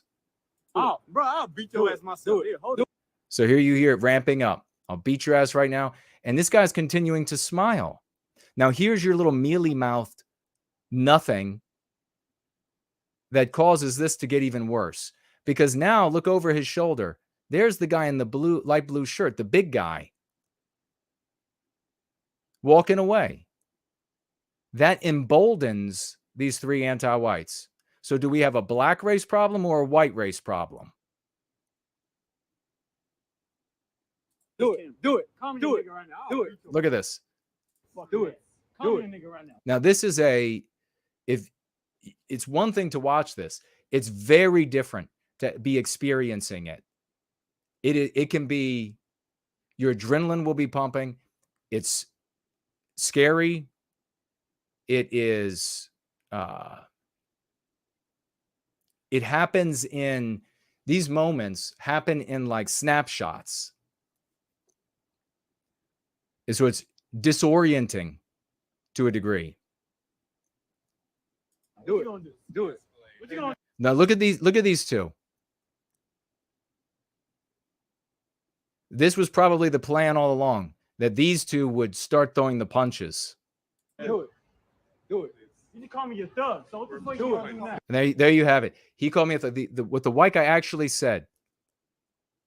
Now, do you really think that these anti-white blacks would be saying, because thug in this scenario, how they're taking it, is the equivalent of this other word that they're using.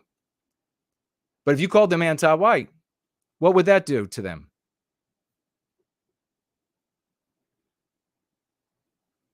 Do it. Do it. Go ahead. I ain't touch you. Now you hear that right there. I ain't touch you. Did you hear how aggressively he said that? He is a moment away from striking the white guy.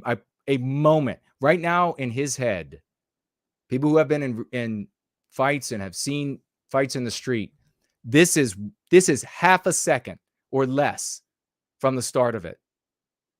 Most of the time that it gets to this point, the fight happens. It doesn't here, but that one moment right there. Listen to that guy right there. This one here in the ball cap backward. He turned it around backward for the purpose of fighting. Go ahead. I ain't touch you, my boy. I ain't touch you, boy. That's what he said. And now look at the white guy. In relation to him, he's within striking distance. He's got no way to defend himself. He has essentially propped up his own coffin.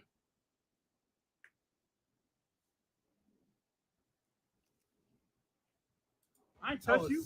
Now, there he did it again. Turned his back to them for the second time. And this could very well have been the end of him in so many ways. And what was this mealy-mouthed bitch of a manager of this restaurant going to do? Nothing. Look at his arms. He just sent the only help away. And then the help, the cavalry that showed up, obeyed. That didn't de-escalate anything. It escalated it. So do we have a black race problem or do we have a white race problem? We have a white race problem. Because all those times that I was in physical fights with anti-whites, if half of those, a quarter of the white kids that were present or older, as we got older, that were present, if they had all stepped in, that would have been it. If they had all stepped up, that would have been it. If not one white guy from that restaurant, there were more. If we saw ourselves as a people and we weren't white guilted, they didn't come out because they're white guilted, not because they haven't found how to be a Nazi yet, not because they haven't studied how many Jews there were in this or that industry or whatever. That's not, they didn't come out. They didn't fail to come out because of that. Twits. They failed to come out because they don't care about the old white guy. And they don't care about the old white guy because they don't have a people.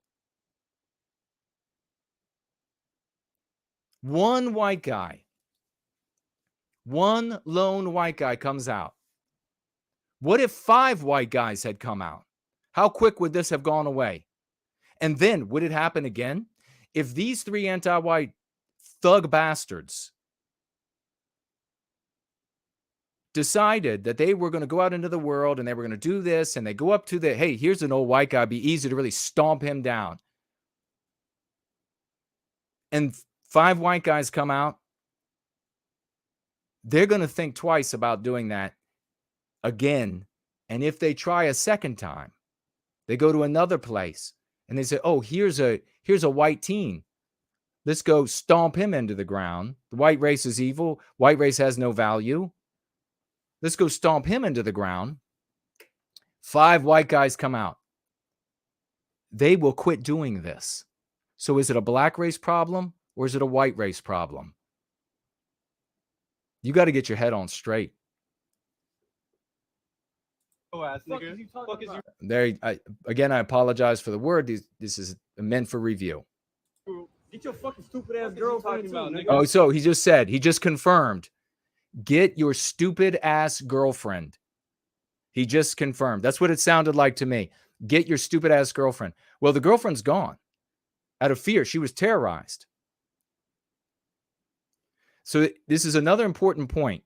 If you have a woman with you or a woman and children with you, you must do everything in your power to prevent a fight. You must absolutely anything, everything. If you could become a shrub, if you all could hide in the shrubbery, you're being a hero. You do not, men fighting is the most terrifying thing that children and women can witness. And it lives with them forever. So if you've got your woman, you don't want to put her through that. If you got a woman and children, you don't want to put them through that. Maybe it's her children. You don't want to put them through it. Be smart. You don't find a way to get away from the scenario because you're this sniveling, oh God, I can't do anything. Let me go. Can we hide in the closet? No, you are a man of the West who has assessed the scenario, who has assessed the circumstances, and you can see how they are stacked against you in this moment. And so, with a stern jaw, you are going to take the woman or woman and children, and you and them will move to safety as swiftly as possible. It's not going to be a, let's go hide over here. It's going to be a, come with me now. Come with me right now. You don't have to explain to them that you're coming with me now. Because you are taking charge of that scenario. You're getting in here. This is a restaurant. Let's say that they were in a slow pursuit. He grabs his girlfriend or wife. They go into the restaurant. These three follow in. This guy should be holding her by the elbow and give her the command, we're going this way. Keeping his eye on the attackers, go right into the kitchen, walk right through the kitchen. Whatever you have to do. You are a man of the West who has assessed the situation, and in that moment, the right thing to do, since the cards are stacked against you, is to find a way to redeploy for another day. You only fight. You only physically fight in any scenario by yourself as a last resort. You physically fight as an absolutely last resort. And if it gets to that, before I say that, as a last resort. But if a woman or children are with you, you absolutely go above and beyond to make the actual fight, an absolute last resort. Now, if you have to fight, there's no way out of it. You can't get away from it. All options are closed to you now, or at least that you can see the options are closed, and you have to fight. You strike first, and you become a terror out of the depths of hell. You don't let up. You don't stop, because you won't survive.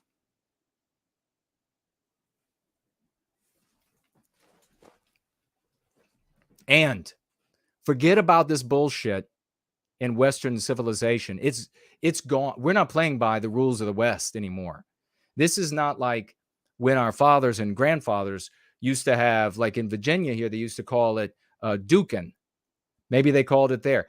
The same thing where you were, where the white guys would get out and they would fist fight. They roll around and fist fight. And then when somebody cried uncle, it was over. That doesn't happen. That doesn't happen. If you are in an environment like a restaurant, there are going to be things you can throw, plates. There are going to be things like knives present. There are going to be things like candles in heavy candle holders that you can throw. There are going to be an array of things that you can pick up and use. Use them. Don't think you won't be fair. It's not fair or anything. That's all gone. That's been white erased. These people coming after you, they don't care about those things. They don't care about being fair. That's why they got 3 of them there. They're 30 years younger and fitter and bigger and heavier. They don't care about being fair. They're not fighting in their weight class. There are going to be brooms, fire hydrant, or not fire hydrant, but fire extinguisher. You could spray the fire extinguisher extenuant on them. That get into their eyes. You could grab. Sometimes in restaurants you have the holder for fake flowers is full of heavy marbles. You could throw that. You're outside somewhere. You could pick up sand and throw that into their eyes. Use everything around you. It's not going to be the movies. You're not going to suddenly like take your belt off and then like Bruce Lee it, catching their arms with your belt and all this kind of bullshit. You just use anything at your disposal that you can in the way that you can in that moment.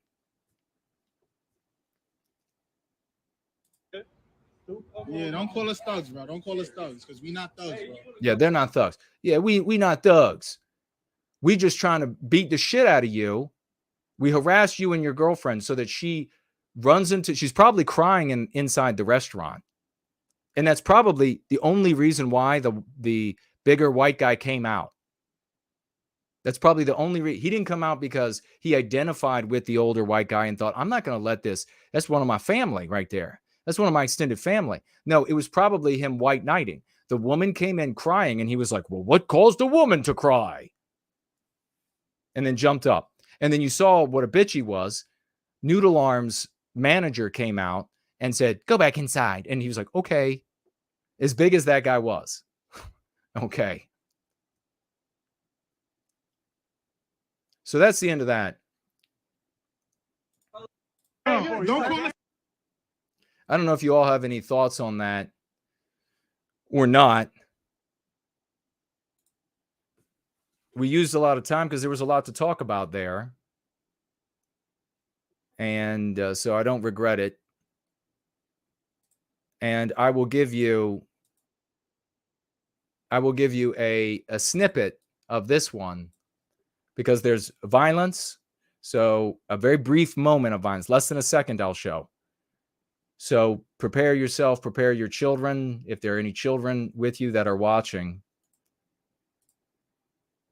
I'll see what you all are having to say about this. That ain't it. This is it. All right, this is a white teenager. And to his right, our left, is a black teenager. The black teenager is not a good black teenager. He's not the kind of person that you would like to have as your neighbor. He's not the kind of person that you expect will, maybe you go on vacation, he gets the mail for you and puts it up on the porch. He calls 911 when he thinks somebody's snooping around your house. That's not this guy. This teenager is anti-white as all hell. He goes up to the white teenager, and I'm not sure exactly what he says. Perhaps Lunder knows, because this is Lunder's original tweet. You should share this. This is a white race problem, not a black race problem. This black teenager says something about maybe he tells the white kid he could be, we don't use racist, but racist for a minute or something. And the white kid says no. Is that what's said here?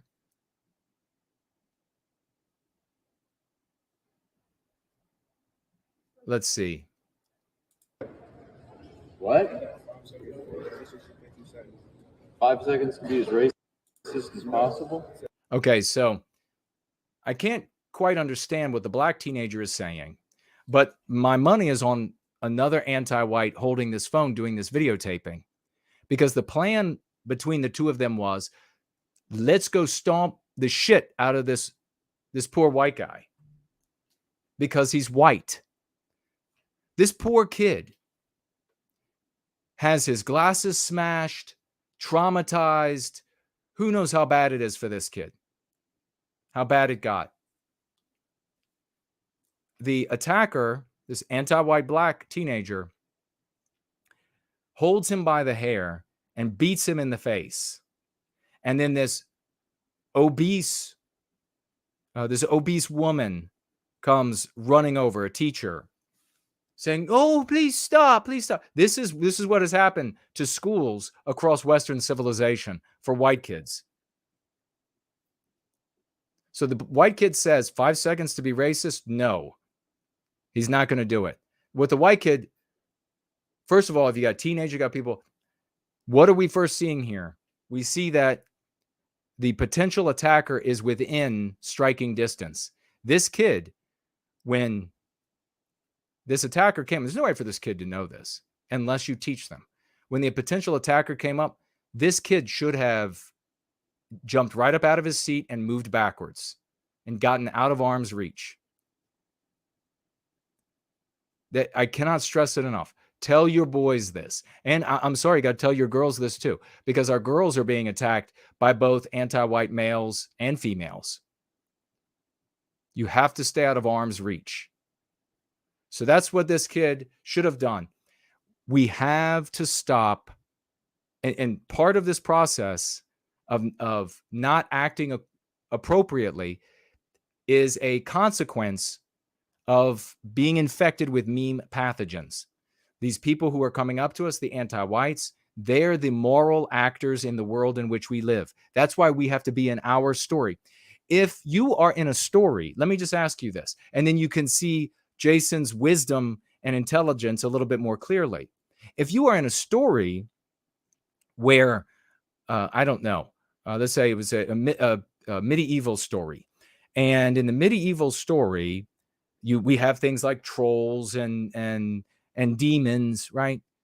If you're sitting at a table and a demon comes up beside you, a demon in the story, this is like means nothing but bad for you. And that's what anti-whites mean for you. Demon, no morality, all immoral in that story. In our story, anti-whites, no morality, all immoral, willing to victimize you, to deform you at a moment's notice, drop of a hat. Are you following this now? Are you getting it? How do you respond? What are the different responses that are just natural that occur to you so that Jason doesn't even have to be there? You see, I can give you the tools you need now so that you instinctually act the right way then. And I don't have to be there. I still saved your ass, but I don't have to be there. If the kid's sitting there and he's in our story, and somebody comes up to him and says, you got 5 seconds and you're allowed to be racist or whatever. He doesn't know this black teenager from Adam. My guess is, though, that he would already know that this kid is anti-white. But let's say that kind of a question is immediately going to make him think, anti-white, immoral, violent, won't mind maiming me, won't mind killing me. And then when that knowledge immediately hits him, what is the kid going to do? He's going to get up and he's going to move away from the immoral, violent actor in his story. Why doesn't he get up and move away? Because he's in the anti-white narrative where this kid is just misunderstood, where racism is this great immoral thing in the world. It's not about defeating and undermining white people in Western civilization. It's this enormous immorality. So the white kid is what? Confused. Why would you want me to say the most immoral things in the world? No, I won't. Thank you. I won't do that. Especially since you're black and you all have been angelized, both good black people and anti-white black people, just any black people. You've all been angelized. And so therefore, I won't say anything that's going to hurt you. This is how this kid responds. Do you see now the wisdom of what I teach? God Almighty. Instead, the white kid's confused. Like I say, watch what happens. No. That's it. I'm not showing any more of it. He savagely beats the shit out of the white kid. Savagely beats the shit out of the white kid that sat there in confusion.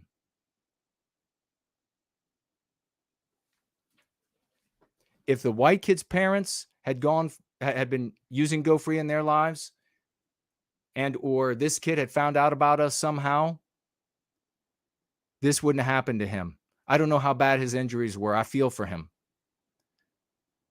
I could not, just as the demon in a medieval story is just like a two-dimensional thing, and it's just, that's evil, away from me evil.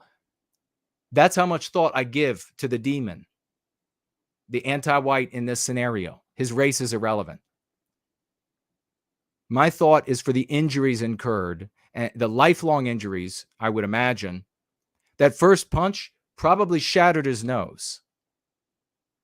It probably wasn't long before blood started pouring out of his nose. And who knows how long the psychological trauma of that's going to be. Did his glasses cut his eyes? Does he have permanent damage to his vision?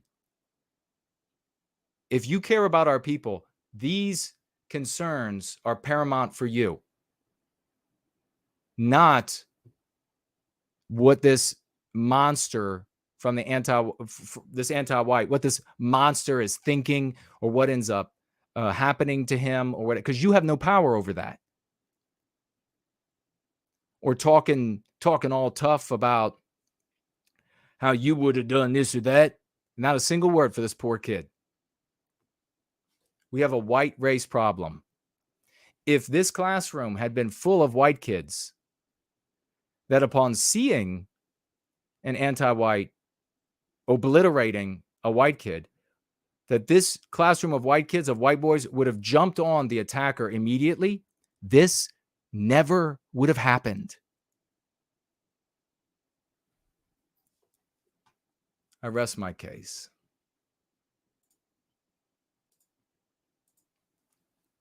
As everybody's, God, how disgusting. And he can't even defend himself. He doesn't fight.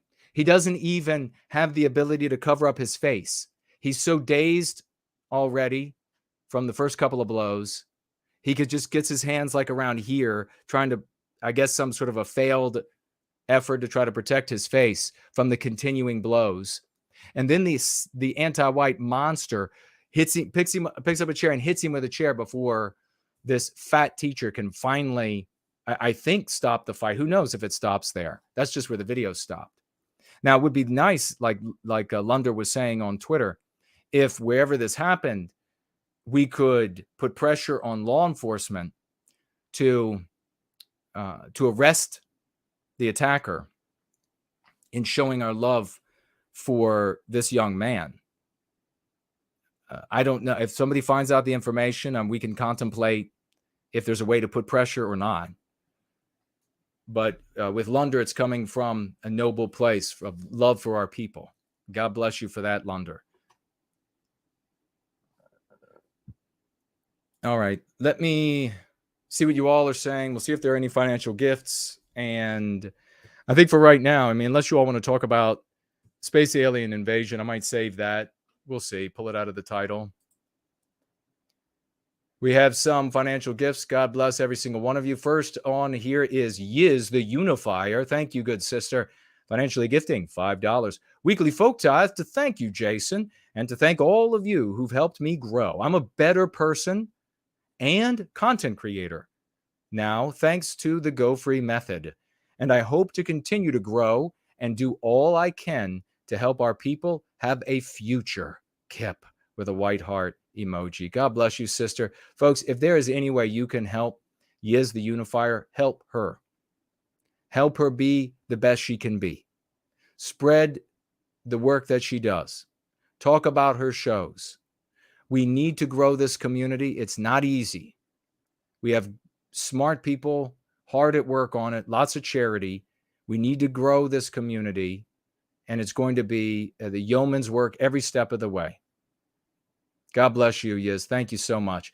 Another $5 financial gift from Yiz over here on Entropy. Thank you. She says, with this video is a great example of why you never take on the labels the anti-whites give us. God bless you for saying that.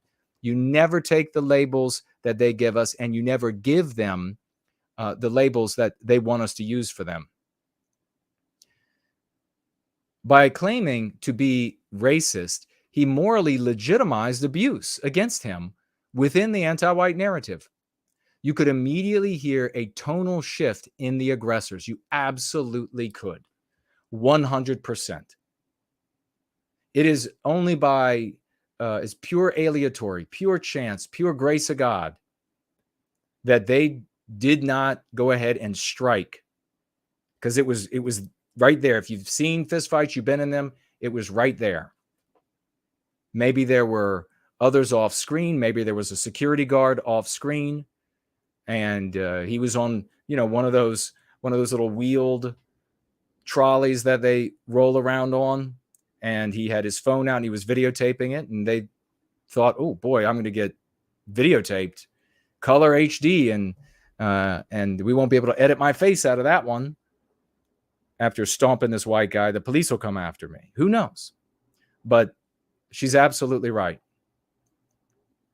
The Great Slots is here. Get out your raucous emojis. We got a $30 07s raucous emojis. Maybe the little ace symbol, because Slots is always aces. And he says with those $30, you covered every thought I had about the anti-white encounter. God, thank you, brother. It is not Western civilization anymore. People aren't judging your family by your so-called courage. There is no honor anymore to be concerned about when victimized by anti-whites. Beautifully said. So true. So sad, but so true. It's a sad reality, but so true. Thank you all. Mugs up to everybody doing aces and hearts and crossing swords, and for the great Slots. I think Slots is back again here with a, yes, he is, a $10 financial gift. Thank you so much. That brings it up to $40. The raucous emojis for this gentleman. 40 white well-being dollars. Now that he brings it up with another 10, he says, these effing anti-white bastards, they make denying you're racist into an equivalent of calling yourself one in academia, because system heresy, and then excuse any non-whites harming white kids that are racist. F anti-whites, F them. Absolutely. I totally agree, Slots. You're 100% correct in your assessment of the situation in academia. Absolutely. They will, guaranteed, they will handle this anti-white with kid gloves the entire way through if there's any discipline whatsoever. And I guarantee you, they will investigate how the white kid instigated it. And they will take into consideration the long suffering of the black race inside the anti-white narrative. You're 100% right. And it is infuriating. We have here in the question widget, Mestizo Carp is with us. He says, today is Lincoln's birthday. Next week is Washington's. Well, thank you for telling us that. Happy birthday to these. There's another champion whose birthday was semi-recently. I'm not going to say his name, though, because I don't want to, But a big happy birthday to that gentleman. He's important to the community, a wonderful person. Let's see. Nothing No financial gifts or comments on Odyssey. And over here on the live, let me see.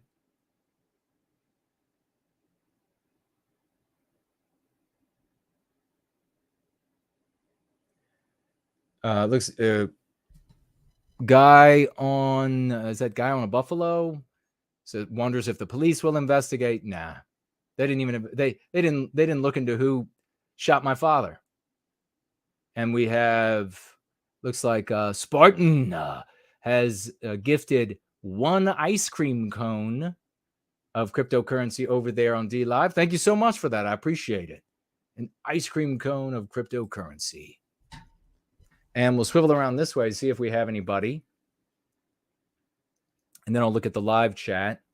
And we have the Silver Legion is financially gifting $7. Thank you so much for those $7, Mr. Silver Legion.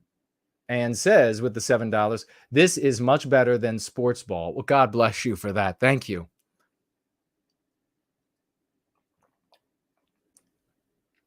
It's much better. Absolutely, 100%. Thank you for saying that. And we have ever faithful, ever loyal, ever dependable, I love Jesus Christ. Financially gifting 10 white well-being dollars. Even to a stream. I mean, this is a stream. I'm telling you how to protect yourself. I'm telling you how to protect your family, your wife, your children, your husband, whatever it is, your parents, your siblings. I'm telling you how from my experience. And ask me questions. If you have questions, you want to know what happened with my father at the Denny's. You want to know what happened in D.C. with the country boy that was surrounded. You want to know about any of the other altercations, ask. And you have questions about what if this scenario, I find myself in this kind of scenario. What do you think about that? I will help you. I want to keep you safe. And like I said, this is all, I'm just giving you this because you are a brother, sister, and I love you. And I lead by example. So there can be others out there that aren't going to care about our brothers and sisters, and they're just going to ignore it, or they're just going to tell you to do things that will ruin you, that will ruin your life, that'll put you in jail, that'll end your life in a confrontation like this. Or the damage will be so bad you wish your life had been ruined. And the question is, are you going to keep listening to them? She says with those $10, as always, for white well-being. 10 white well-being dollars, a beautiful thing. We have Art Acrobats here, financially gifting $4.09. Thank you very much. He says, keep up the good work, and has a little emoji giving a thumbs up. Then we have breakout.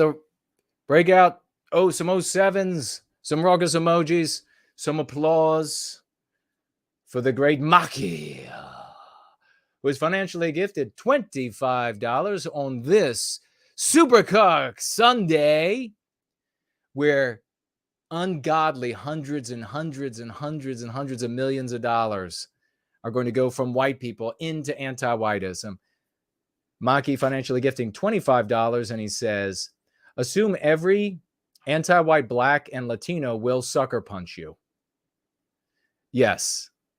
And assume every anti-white will sucker punch you. Everyone.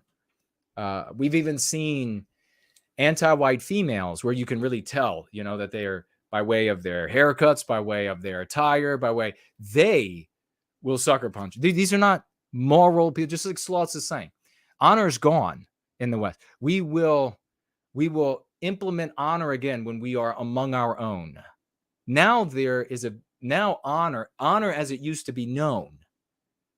Honor has another definition now to apply to our current situation. You don't apply an outdated definition of behavior and instruction for behavior to your current situation. Superannuated, outdated means it's no longer useful. It's now detrimental. Now there's a new meaning for it. What does honor mean now? There's a brand new meaning. And the new meaning is surviving anti-whiteism by any means. Thank you so much, Maki. I really appreciate it. Great advice coming in from folks financially gifting.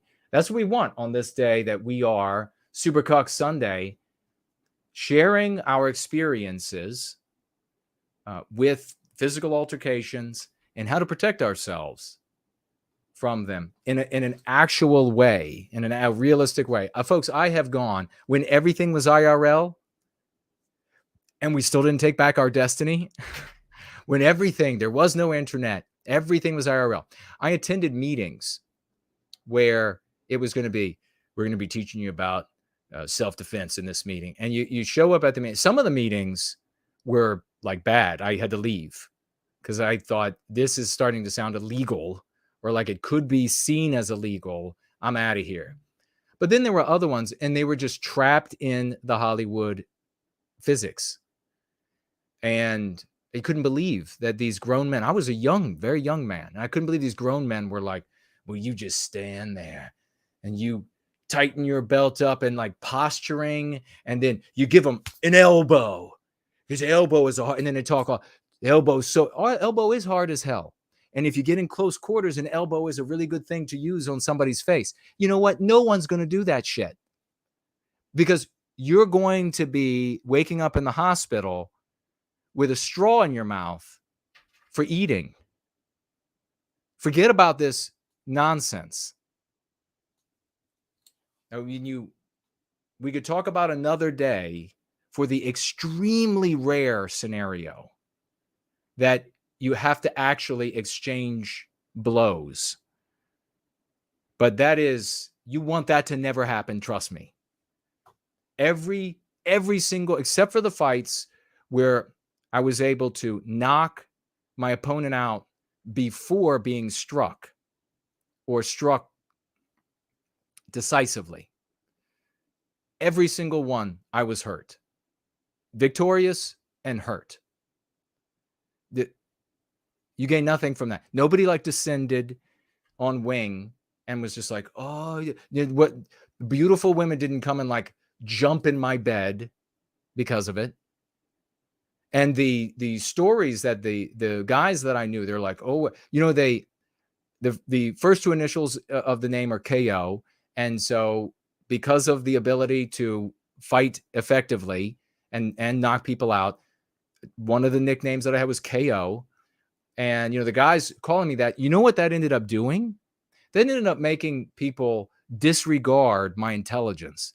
And that ended up making people wonder, well, I wonder what he would do against this guy. I wonder how he would do against that guy.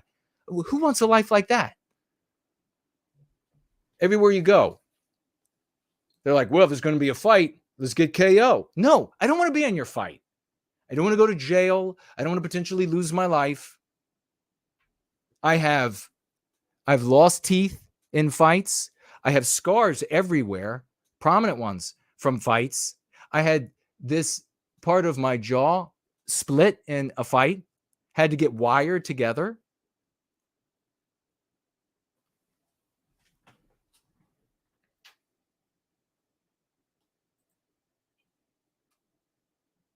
So many times.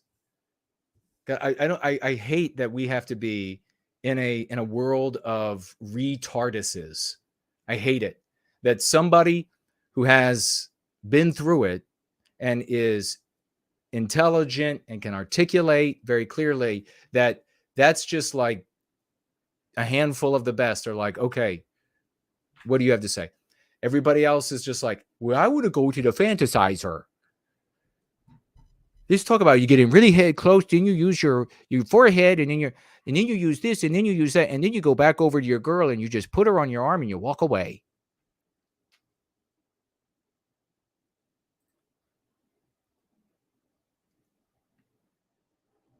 All right, let's see. Great to see everybody that is here, because the people are here. I want you to know that I truly appreciate you. You are here. You stay in service to white well-being because you know it's the right thing. You know that my intensity is hard love. Wasn't it Shakespeare who said, I must be cruel to be kind? You know that is hard love. You know that I have to say what you have to hear. You know that I have to say what those around you have to hear so that you can echo it. So I really appreciate you. You're the best of the best, without question. Don't ever think that my appreciation of you, my love of you, and understanding of you diminishes at all as I address these very ugly topics and scenarios in the world in which we live. Face is here. Joshua Bell saying he's been in fist fights. He's here. Proud American. That's a great name. Pineapple Pundit is here. Great to see you. Coconut, great to see you, dear lady. And there's the wonderful Southern Bloom. Wonderful to see you. Zachariah and Samantha. Wonderful to see you both. And there are no people better in the world that if I ended up someplace where I had to actually be in a fight and I couldn't get out of it, and there's nobody better that I would have by my side. I don't even know how muscular, how many fights you've been in, how many injuries you have, how old you are. I'd rather have somebody there that is a real man of the West than a big talker and a gamer.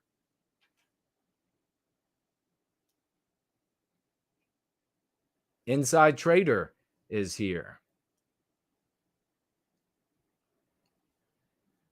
Mr. Jen. There's the great Lunder.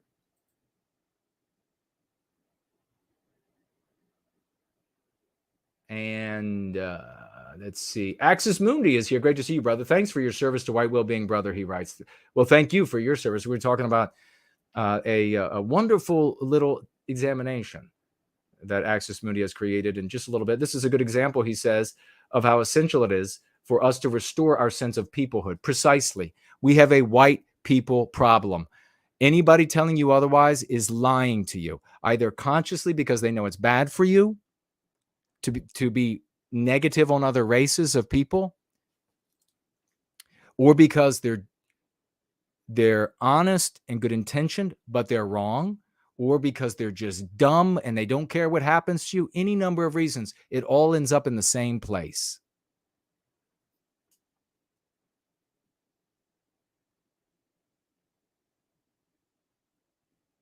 Is that Striker wreck or something? Pay no attention.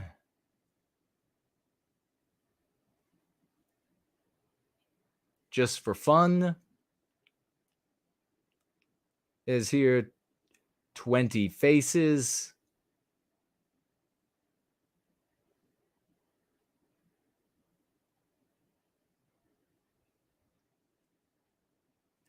Faces said, do you have evidence that the white guy had said anything? You used the anti-white slur racist. Do you have evidence that he said anything to these three upstanding future brain surgeons and astronauts? Because if he had, the fight already would have been on. They already would have attacked him. That's what they're waiting for. So reason and logic are at odds with the claim, but I'd be willing to look at any evidence.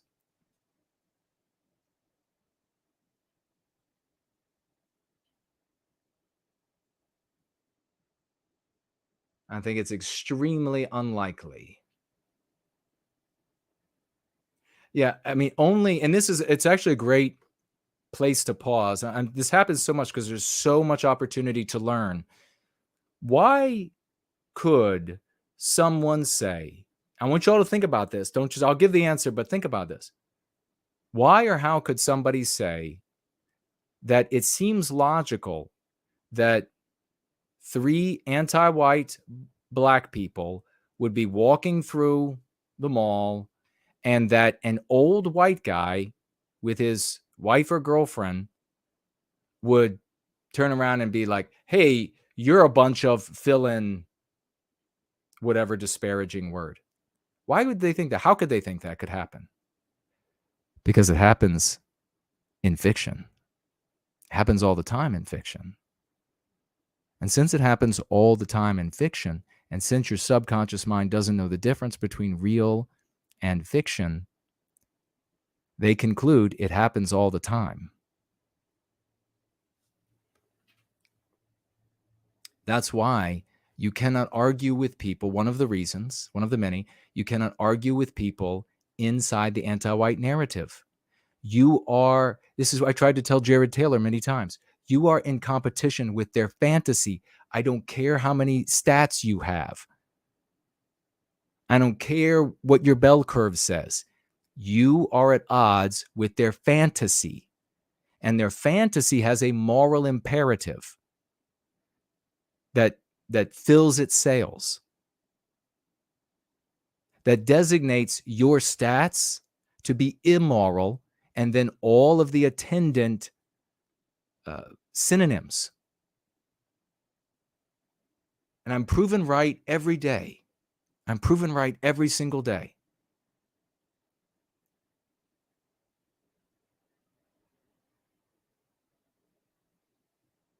Mark says, great stream, no white guilt. Well said. God bless you, man, for being a champ. I appreciate that.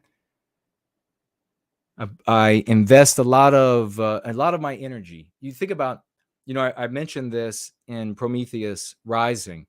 You only have so many words and breath that you can that you have at your disposal for your life, and you can't recall them. You don't get those moments back. So where am I spending them? I'm spending them on our people's well-being. So you can know me from the fruits of my effort. I don't get to go back and say, let me try that again. I'm going to be a snarky little bitch like a Dirty Fuentes, because that attracts a bunch of people, gets a bunch of money. I'm going to act like a flaming retardus, like a salty cracker, because that gets 30,000 live.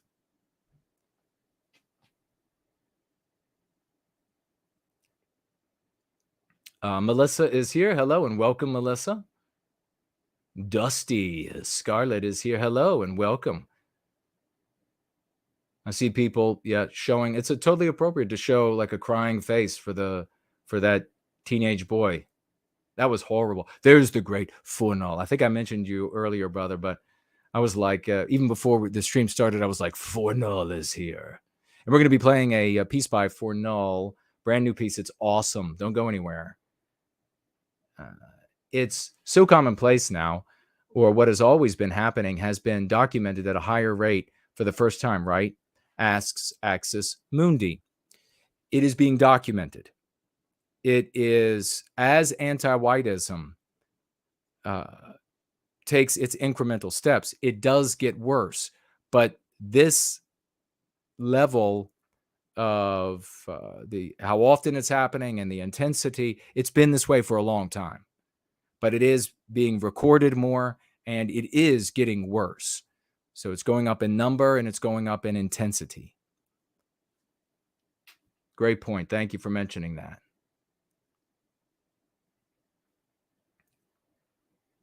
Axiom is here. Great to see you. The kid's parents should be sued, and the kid should not be expelled, not only be expelled for what he did to the other kid, but spend Sears time in prison, says Metalhead Forever. Yeah, I mean, that was an absolute assault and battery. He should absolutely not just be expelled from school forever, but yes, sent to juvenile detention so that he can learn. And the system, if it wasn't so white erased, I know we would be much further along with correcting bad children or children going bad, because we would put the burden of payment on the parents. Because if they don't care enough about society and their children and how they're going to end up living their adulthood for this giant part of their children for this much, adulthood for this much, if they don't care, then we'll get them where they do care, and that's for themselves. So, dad wants a new truck, mom wants the new this or that every other week. Okay, well, your child is now going to have to go to juvenile detention. You're paying every cent of it. Not taxpayers, you. We will garnish your wages. We will put you in the poorhouse for it. So if parents knew that, oh, they would be much stricter with applying the norms and standards of Western civilization on their children. So trust me, we can remedy everything if we get rid of anti-whiteism, and we can do it quickly, very quickly. As I've talked about before, forms of government and economy, etc., that you can't even imagine today, things that will actually be cyclical and move with us as the human animal is cyclical. So we don't need to have another revolution. It gets filled with tyranny every so many generations. Promethean Promulgation is here. Great to see you. The great Heidi is with us. Wonderful to see you. Biospiritual Harmony is here. Wonderful to see you. Promethean Promulgation says, reminds me of a time I was in a grocery with my father, and a non-white guy dropped something, and he yelled at me for being too smart to pick it up for him because of anti-whiteism. Oh, wow.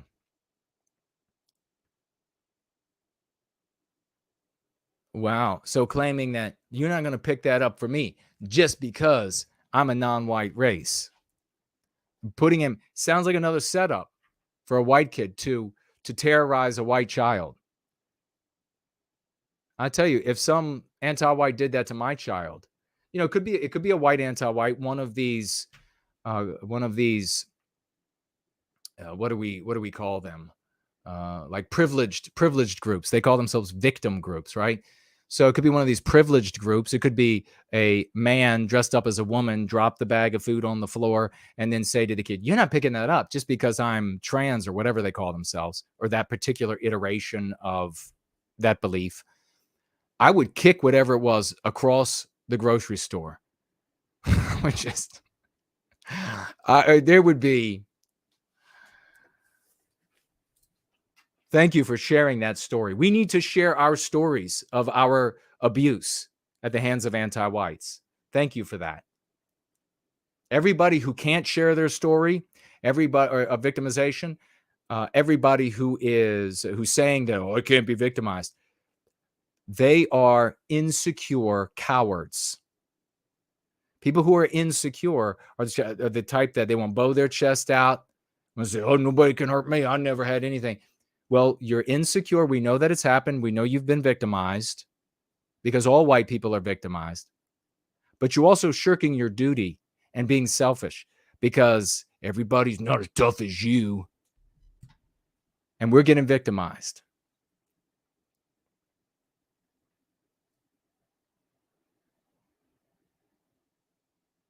Anders says here, another rule for conflict. Even if you only ever see one assailant, always assume there's another waiting in the wings. Learn that one the hard way. Absolutely. And this goes to my earlier point. Thank you for saying that, Anders. You see, this is how we can share. We can all share our experiences, and as a community become stronger. Because as individuals get stronger, the community gets stronger. That goes to earlier when I was saying always expect that the direction they don't want you to look. So if they're trying to draw your attention one direction, to one hand or to one way down the street or whatever, you need to immediately reposition, reassess the thing that they are trying to get your attention away from. I was sucker punched by a guy who came up in front of me and then stepped off to my left and was like getting up like angry. Like in this moment he got up angry on it, pow, right side of my face. Never saw it coming. Sounds like something like that happened to Anders. You've got to be aware of that. Elaine says that Crucible is a great place to start. Start your reading there. You can learn a lot about the fact that we need a people, how to handle yourself, what's going on. Mundi says, we read more Crucible today and covered some very inspiring chapters. That's awesome. Fantastic. Great to hear, brother. Thank you. Bell says, I would not be surprised if Fuentes was an FBI informant. Well,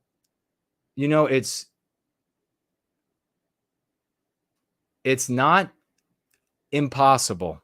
People are pressed. I'm not saying he is, But people can start off as FBI agents. This used to be widely known.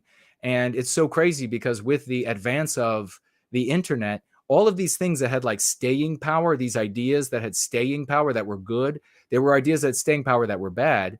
The internet comes around and the ideas that were good, the notions that were good, the knowledge that was good has been erased.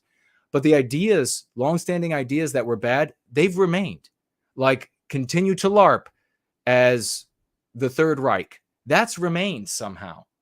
But the knowledge that the FBI and now Homeland Security and others, they can and have in the past, and in my opinion, of course, as CNN, inserted people who are actual agents from the start. But more often, they press those who are already active, they press them into service. And it's usually because they hold charges over their head and they offer remuneration. They offer emolument. They pay you. And it's all there was even by this guy. I'm not going to mention his name because the ear is at the door. But there was a group. I don't approve of them. I disagree with a lot of things that they were doing. But they had a series where they interviewed people who had been pressed into service by, or at least claimed they were pressed into service, and they showed up in criminal cases, pressed into service by the federal government, different branches, FBI as well. And they shared their stories about how they were approached and what they were threatened with and what they had held out in front of them. And it was remarkable how easily they press people into service.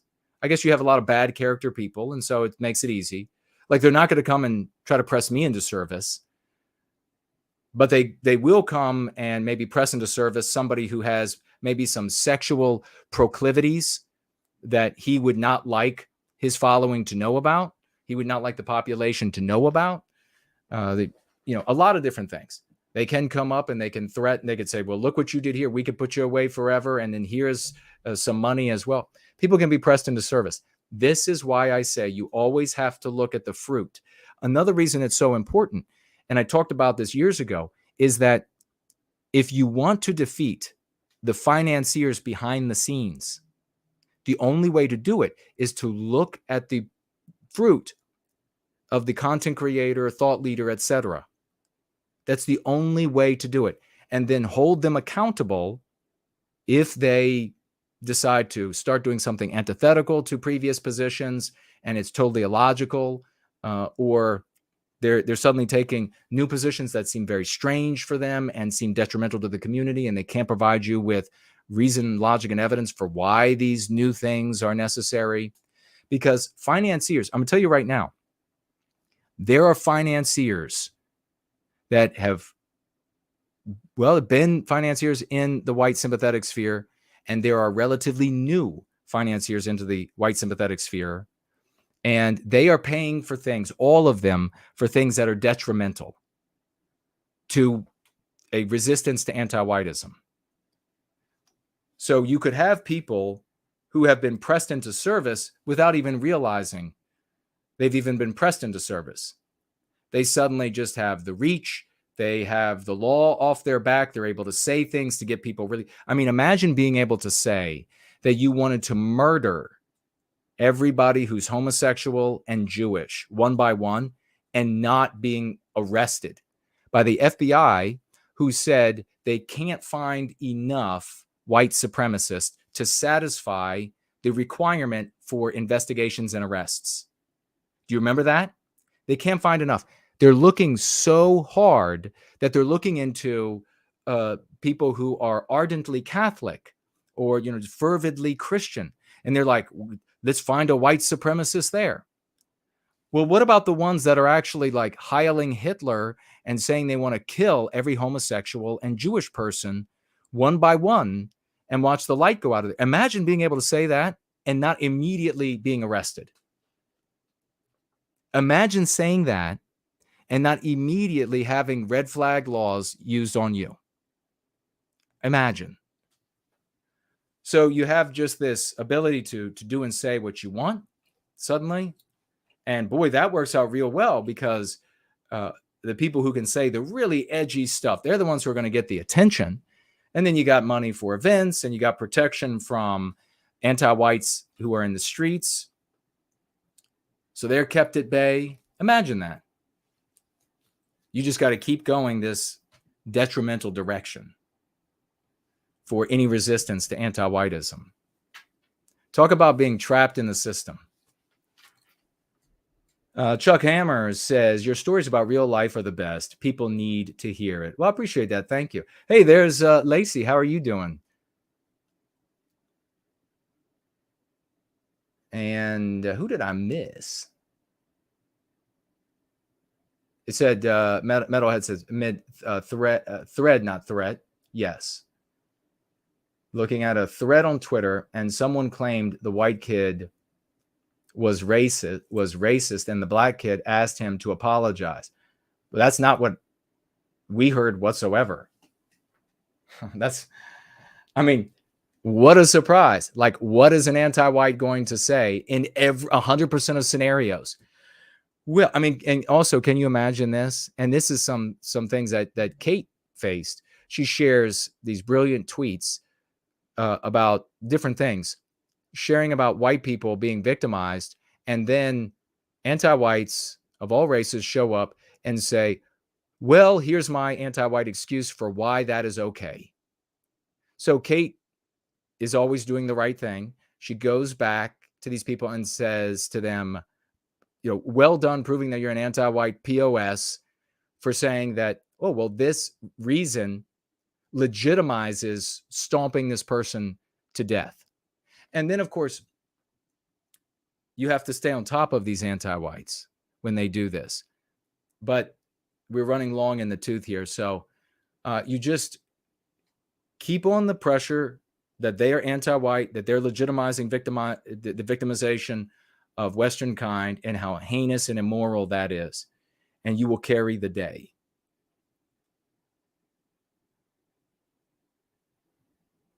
Elaine Sabatino says, I'm reading Crucible for the second time.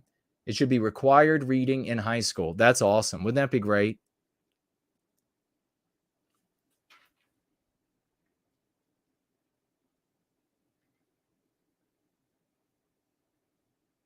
All right. Yeah, you definitely should, point out to this person how, so you believe that there is a justification for somebody a white person being attacked like this. They have no humanity. That means you're a disgusting, anti-white, immoral bastard, and I don't want to talk with you anymore. And you leave that sort of your disgust there in the thread, and you walk away. You don't have any more. That's it. You're done. And if and when other people see that, you could take a screenshot. I recommend take a screenshot and then tweet that over what they said and your response so that people can see that and the curative contagion will spread. And let these antags out there try to ridicule where I've seen them. They're like, yeah, and then Jason will tell you how to be the moral one. Like that's going to do anything. Okay, caveman intelligence. Okay, lowbrow. Okay, brain damaged person. Okay, midget wit and midget stick. Oh, wow, folks, the great sloths. Now let's get out some 007s because he just brought it up to $100 with a $60 financial gift. Sloths is carrying the night tonight. What a champion and hero. Some aces, some 007s for the in-house philosopher. Sloths, you deserve more, he writes, but all I can afford. Brother, you've gone way beyond. God bless you. Promethean hails to this champ, a true man of the West. He goes on here. There are times I have been inspired to donate even above my limit and went without certain quality of life things. This is true. He has financially gifted for other folks. He financially gifted. I reached out to, oh God, his name is slipping me right now. I reached out to him the other day. If you're listening, I reached out to you, brother, on Instagram. Check it out. And the guy, I almost just had his name again, lost his job. And he's like, I'm still going to financially gift. Sloths came in and met his his financial gift and asked with his financial gifts, please refund his money. And I did. That's the kind of person Slots is. And then he finishes up here. He says he did these, went without quality of life things because the inspiration had that much meaning. That's somebody of big quality character to say this had so much value for me. I'm giving until it hurts to try. So many folks, they just want something for nothing. Everything is something for nothing. And then you've got really bold and heroic and wonderful people. God bless people like the great Slots in-house. Follow him on Twitter, retweet his stuff. God bless you, Slots. You're one of the best. And he says, Slots says over here in the question widget, we're going to be taking a brief break. We're going to go to, oh yeah, Slots, did you tweet another song from Imminent Rain for the upcoming album release? That's the big thing. That's an action album item. If Slots hasn't done that, I will before the end of the night. And then if you're on Twitter, you see it. Maybe I'll put it up on maybe Gab as well or elsewhere. Looks like he did. So we're going to retweet that, and you're going to take a screenshot. You can put it up on your other social media every Sunday. Great Slots came up with the idea that we will advertise the upcoming album release of the great Imminent Rain, who has created this album. Promethean 9, Song 9 is finished. He's going to release that with the album. A song dedicated to telling the story of Prometheus Rising, Take Back Your Destiny, my book, where I rewrite the character of Prometheus, our people, teaching us in a mythopoetic way about our strengths and weaknesses and how we can use those for our betterment rather than allowing them to be used against us for our diminution and demise. So that's the great Slots. He says here, saying one is, quote, too tough to be victimized is another way of conforming to anti-whiteism and not being perceived heretical by it through voicing the injury. Oh, great point. So white people who are saying, oh, I've never been victimized, they are conforming to the anti-white narrative, because in the anti-white narrative, white people are not victimized. They are always the victimizer.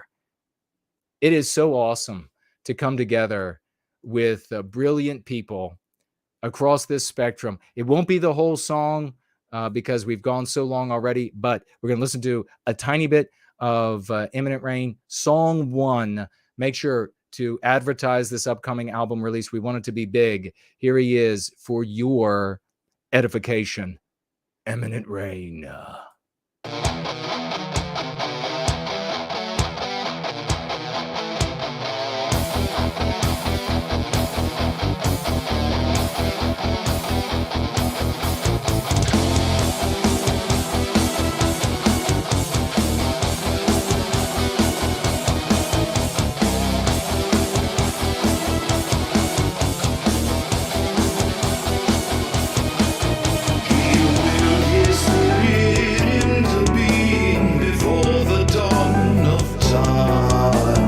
Watch the birds of lesser gods, fragile and sublime.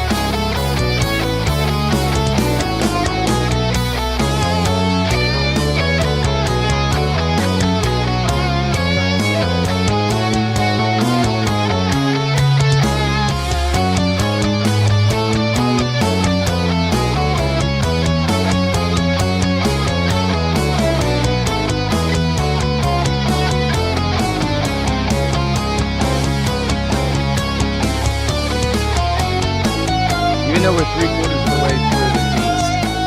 You're going to have to go listen to the rest of it over at Imminent Rain's YouTube channel. Check it out there, folks. The great Imminent Rain. And in 10 seconds, we'll be right back.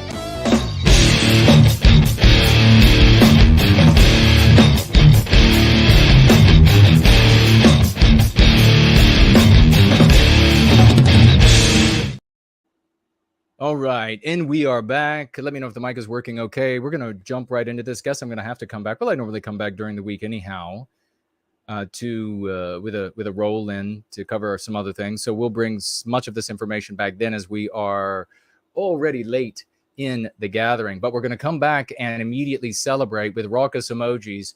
And I think we can also do 007s because this guy, DB50, has shown up yet again. I swear. Talk about somebody who a working class person. My God, what an epic champ. DB50, Dude Bro Moment, coming in with another $50 testimonial. 50 white well-being dollar testimonial. Please, some aces for this guy, some swashbuckling flags and swords crossing, some applauding hands. DB50 is there. DB50 will be there even if we reach the point that we are sinking into flaming perdition. He's going to be like, and there's some more. We're going to come back from this. God bless you, man. What a hero. Great to see you again. You know, it's kind of like when you get into an environment where, and I don't know if you all want to hear any about the fights anymore or not, but it's kind of like when you get into an environment and you really need something, like you really need that landmark. Maybe you're lost and then you see it and you're like, oh, that's where we got to be. That's what it's like to see DB50 show up. He's like, here he is. He can speak at like a normal level. He doesn't have to yell like Jason does. He can speak at a normal level and people take listen. They take heed. The earth moves. God bless you, man. Great to see you. All right. Applause for everybody who are applauding the great DB50. So many great names I'm seeing here. Pierce Taylor is with us, I see. So many heroes.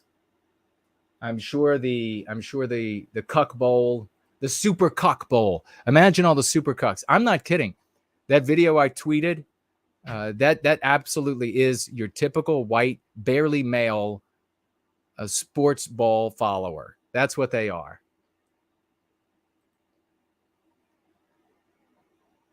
All right. Italian food lover has shown up. Always, yeah, great food, very fattening, great food.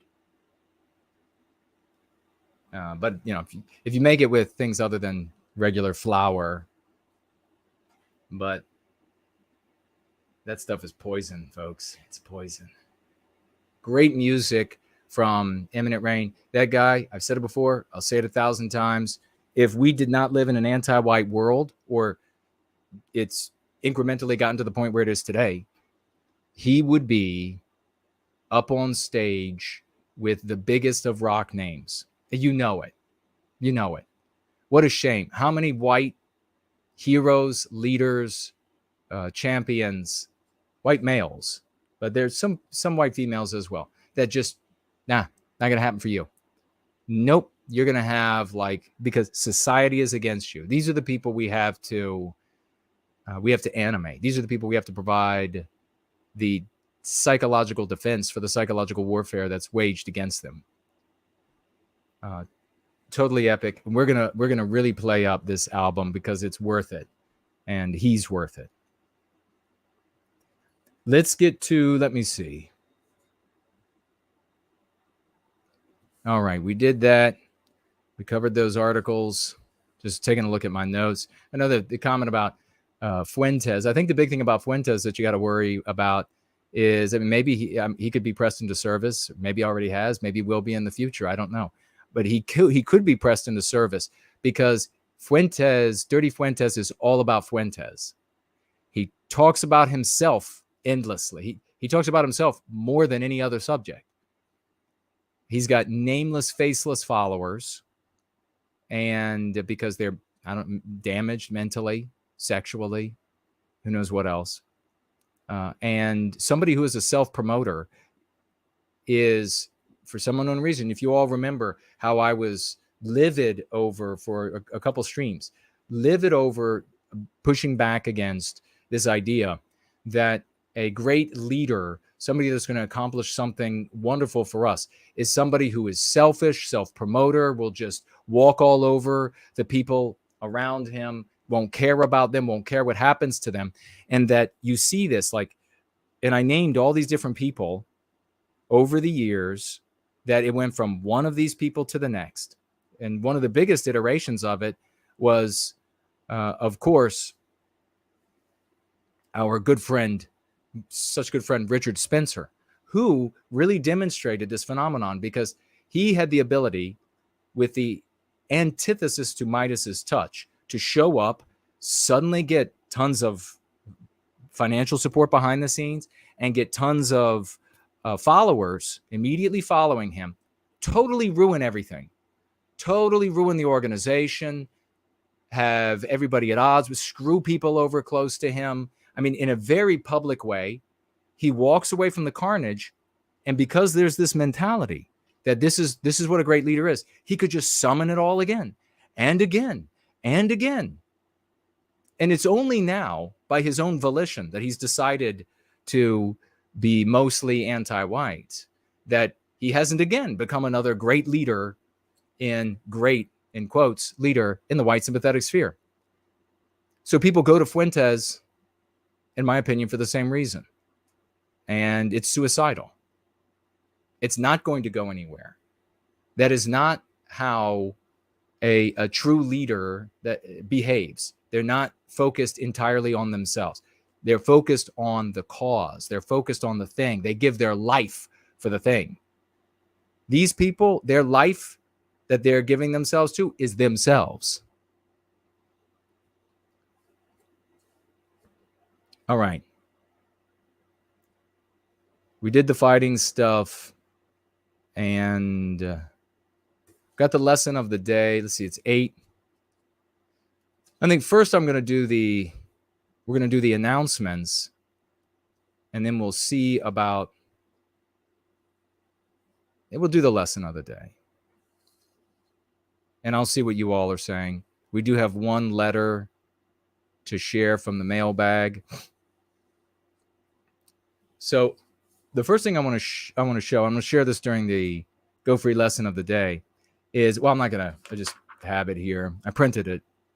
Is Axis Mundi has created, for the purpose of, now you don't have to take this test. You don't have to take this exam. This is for people who are in the GFCs that he works with and or is in, and those who are in the chat circles that he's in, who want to do this, to evaluate where they are in the process of going free. How well do they understand? And I just had a look at it today. This I saw a little bit of it last night, a brief look, another brief look at it today. And I really like what he's done here. So a big salute to Axis Mundi with this. It's he's calling it a Go Free proficiency exam, mean pathogen analysis. And he's got a great grading scale here. Now remember, this is for your betterment, for your edification, for your improvement. If you take this exam and you don't do well, then you have to say, okay, I realize now that I have these weaknesses. What's going wrong? What am I missing about going free? Why haven't I grasped it yet? What more do I need to know? And folks can then come in and who are aware of where you sort of drop the ball and can help you. They can recommend. That's one of the biggest functions of having a going free friend, having being in a going free club, whether it's in person, online, or both. That's one of the main functions, is to have you engaged in the practice, this method, and therefore improving yourself physically, mentally, and spiritually.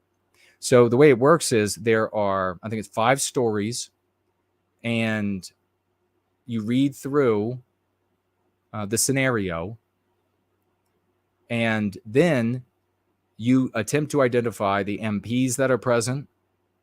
You analyze the MPs that are present in it. And then you also use CCD, front challenge dispel, and create a meme curative in response to it. You don't have to be perfect.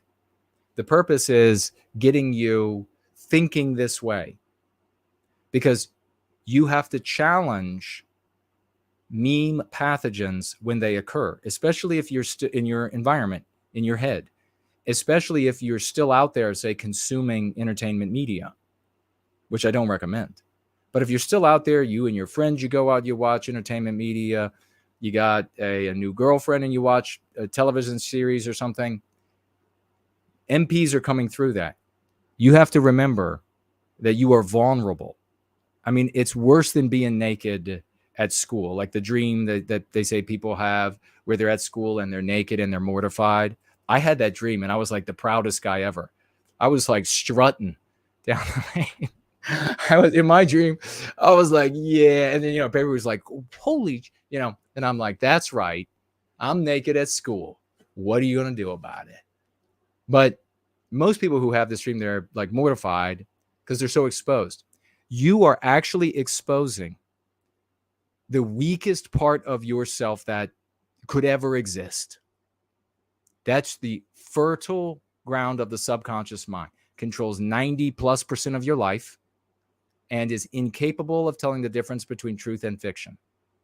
So when you're watching a TV show, this new series, a movie, or whatever it is, and you see the scenario of whatever it is, it's the young non-white person who's being wrongly put upon, and you're seeing them in their private moment when they're just tears are streaming and they just want to be understood by the world.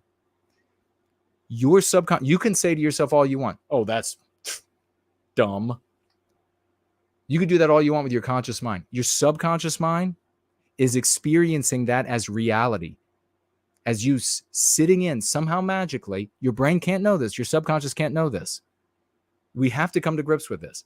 Sitting magically in on this for real person's life as representative of this whole group of people, or all of the non-white groups of people and all of the privileged groups of people that call themselves victim groups. So you have to, in those moments, CCD, confront, challenge, dispel. You need to, and if you don't know what that is, you got to get into your Go Free manual and you got to figure it out. You have to do it. It's cumbersome. If you think, oh man, I don't have time for that, stop watching entertainment. Stop reading entertainment and deal with the meme pathogens that are already in you. Don't keep consuming this crap and thinking it's okay, because consciously I know it's different. I can't tell you how many times, especially over there at PWR, I would explain this. This is pretty, it's complex stuff, right? But I can explain it in simple enough ways that you can't disagree with it and it's understandable. And still, I would have hordes of these audience members saying, no, this is stupid. I know that that's not the truth. Yeah, I just got done explaining to you, retardus, that consciously you can say that. Just like consciously you can say what's happening on the screen is not actual sex and you're not doing it, but your body is responding to it like it is. Whoa. How about horror movies? You can consciously say, I know there aren't demons that are in my bedroom, but for some reason you're like, after watching the horror movie, well, that takes work, and by God, I'm just here to get entertained and to gripe about things. Okay, well then stop pretending like you want to change things. Stop pretending that you're a doer. Stop pretending that you're a hero. Stop pretending that you're going to be a champ of the West. Just go ahead, sit in your recliner, pull the leg rest out, crack open your beer and start swilling. Just quit playing that you're somebody else. You have to create a statement that pushes back with equal or greater force against the statement of the MP that is created in the scene that you are watching. Yes, you have to take the time to do that. That's why I don't imbibe entertainment. It's just garbage. I'd have to keep stopping. Stop them. Okay. Then I have to think, okay, it's not enough to say, oh, I know. Oh, I know that's not true. No, you just lost the battle. This is the core of the psychological warfare that's waged against us. People like to talk about like subliminal messaging, or they want to talk about implants, or they want to talk about diodes, or they want to talk about antennas and vaccinations that manipulate you and all of this sort of stuff. The reality is that it is extremely complex, but far less esoteric and inaccessible than these weird things. People want fantasy things that they can't do anything about. This is something you can do something about. It's like working out. You know your biceps are going to get bigger if you do endless curls, but that hurts. And you have to get rid of the junk food. Well, kind of want to eat the junk food. And you got to eat right. You got to get a lot of animal protein. Well, not really. I think I eat enough of that.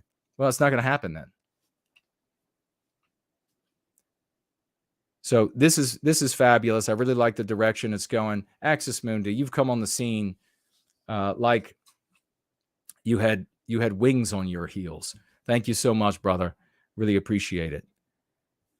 And so I wanted to finish up today with, and if you have questions about this, any of this stuff, spit them out. I will speak to them to the best of my ability, and I will look as best as I can to you all and what you're saying. Lacey says, sometimes she wants peanut butter cups. You know what? If you're like working toward a healthy diet, and so this goes for everybody. If you're working from like an unhealthy diet, and don't just think of like peanut butter and chocolate as it comes to you by way of, so I used to like those things myself when I was a child, many years ago. There is more to them that are bad for you than just calories or hollow fat. So if you're working yourself to a better, and there are better snacks anyhow, but if you're going to do that, do it at early in the day, not at breakfast, but early in the day, so you can burn that stuff off. Whatever you do, don't go to sleep and then have your body store the poison in your fat.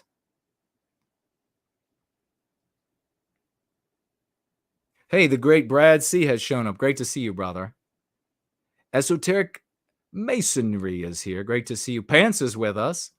Wonderful to see you, champ. Art Acrobat says Disney cartoons are openly anti-white now too. Oh, totally. Totally anti-white. And it's all the incrementalism. It's all the, you look 10 years ago, anti-whiteism was there. Looked a little different, it was there. 50 years ago, it was there. Looks different than now, different meme pathogens. And imagine how ill we have to be and how far we've come to look like further back 50 years ago and look at the entertainment media and at first see nothing wrong. I mean, that's like looking at somebody with leprosy and not knowing that this is not how humans are supposed to look. It's terrible. That's how bad a state we're in. Trevor is here. Sloth says, good point about the horror films. The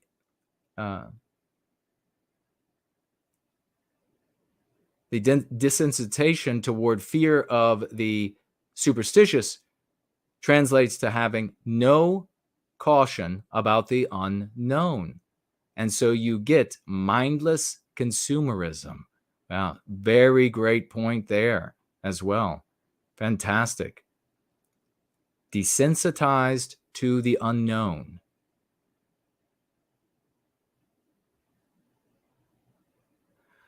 Also says here, what you see with your eyes is almost as imperiling as what you're hit with on your body, 100%. Here's the thing.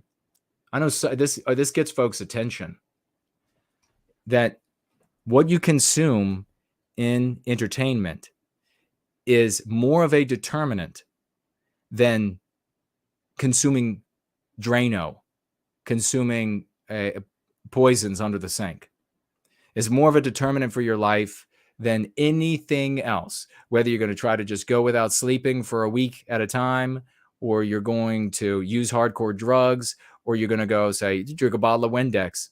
Your entertainment is more of a determinant and more important to what your life is going to be like than all of that combined, because it determines who you are and what you think of yourself and what you think and believe about the world around you. So far more important. So people blithely, I mean, think about how much they've sort of encouraged this sort of culture of just the consumerism. Just go to the next play. Just go to the next movie. Just watch the next TV show.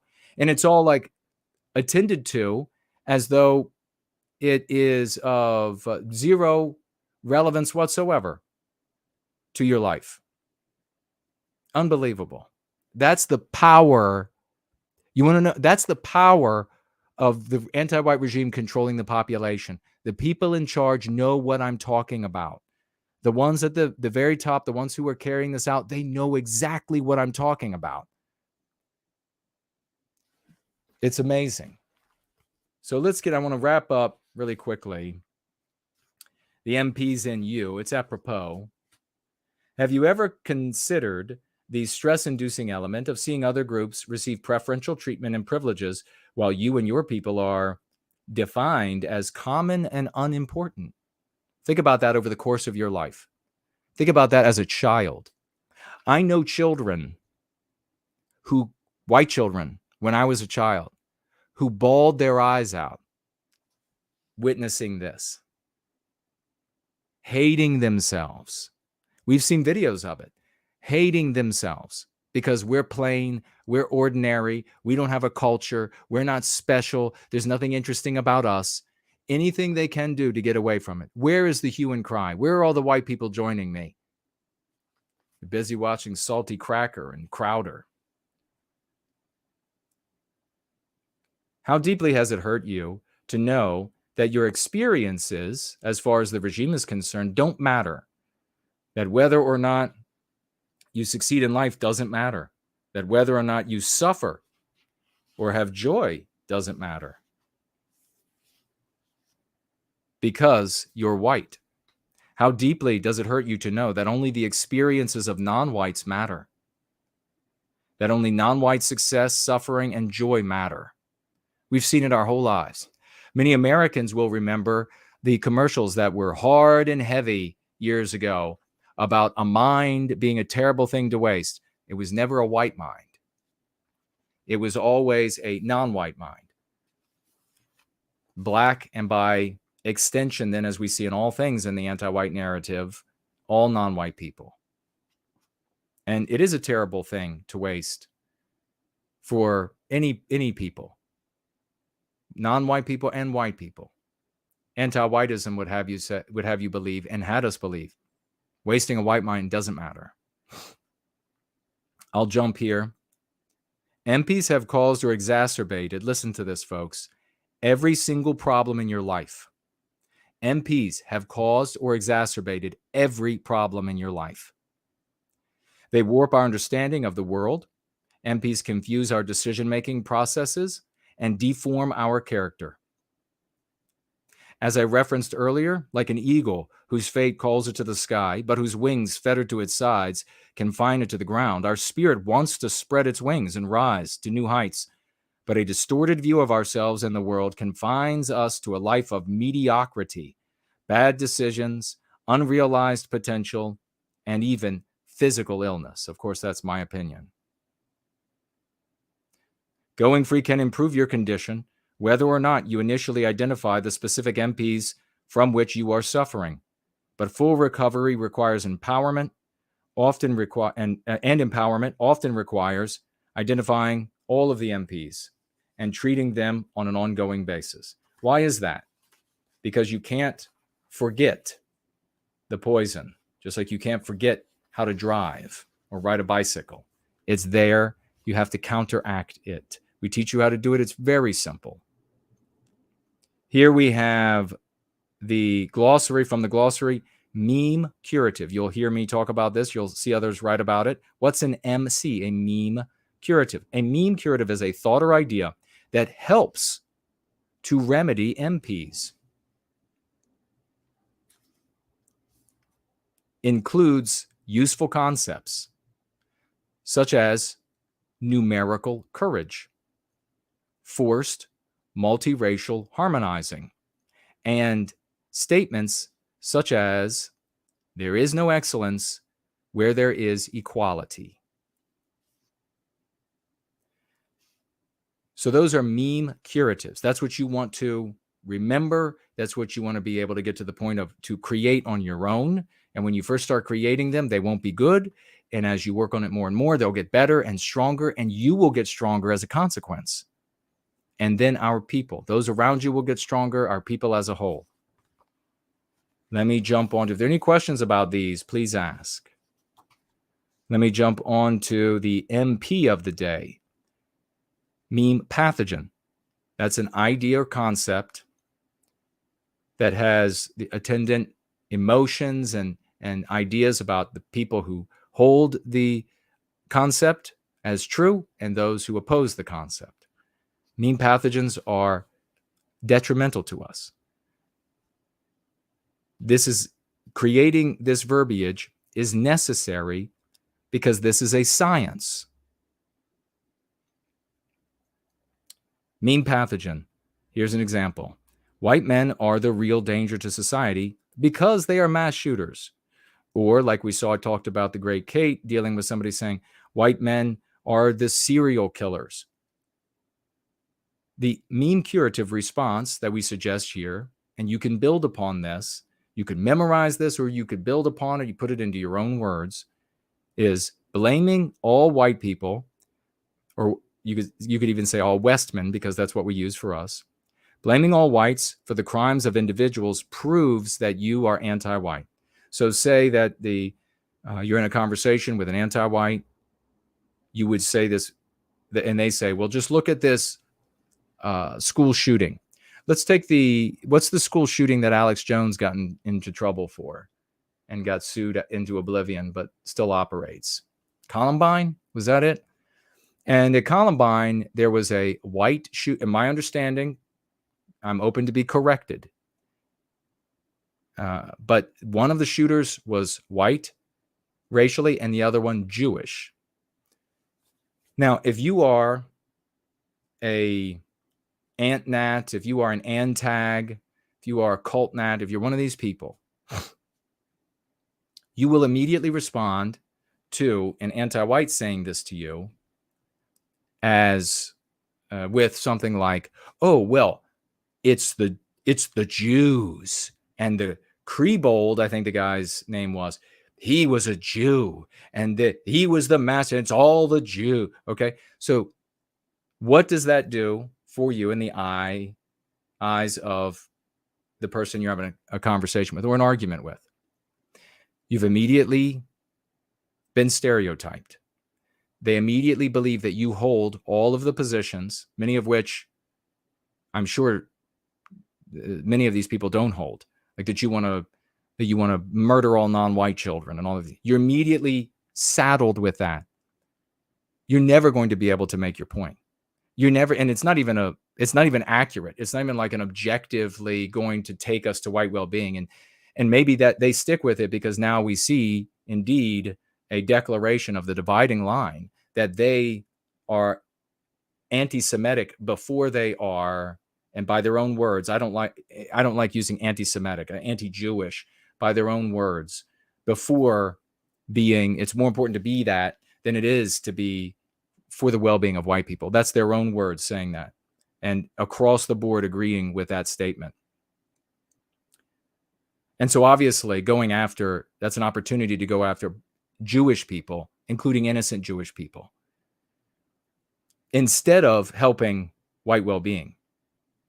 So somebody says, oh, well, those white shooters there at Columbine, they were white, and whites are the mass shooters. They're just all crazy. The smart thing to do in that scenario is to resist the urge to point out that Krebold happens to be Jewish. It doesn't matter. For white well-being, it doesn't. What you do in that point, the smart thing to do is to go directly at the fact that they are blaming the entirety of the white race for the acts of two crazy people or whatever motivated them. It doesn't matter what motivated them. It doesn't matter how much you know about Columbine. It doesn't matter. They are legitimizing, they believe they are legitimizing and justifying with this excuse the victimization of all white people. That's where you go with the conversation. Why are you such an anti-white POS that you feel that you can justify the victimization of white people that had nothing to do with that, all white people to be victimized? That anti-white might be too anti-white for that to matter for them. But they're going to be worried the next time they come into conversation with somebody that that's going to be thrown at them because they don't have a response for that. They then have to argue the immoral position that innocent white people, those who are even in the womb today or who will be in the womb in 9 years from now, that they have to be victimized for the acts of these others 10 years ago, however long it was ago. And that is an ugly position to have to argue. Do you see how you win for white well-being and for everybody's well-being when you do that? Two totally different worlds. More importantly, though, if somebody's watching this interaction, they're going to side with the moral actor, not the immoral actor. Even if they're, your basic run-of-the-mill vague out there in the world. They'll side with you. They won't side with you if you start talking about a Krebold and his racial background. It's just a fact. We have the results. The tests are in. Everything in life is an IQ test, not just a piece of paper with the questions on it and somebody taking you through the test, taking you through the examination. Every challenge is an IQ test. And if this, if you can look at 100 years of failure and not see, or plus 100 years plus, all these generations, and not see something that doesn't work for white people and our well-being, and therefore the well-being of everyone of all races, you can't see that, then you're just too dumb, I'm afraid. You can add here that the anti-whites censor us from sharing our message of love, hope, and redemption with our people, men, women, and children, who are suffering from the feelings of white noir and helplessness. You see where I'm going with this? You can actually blame the anti-white that you're talking to.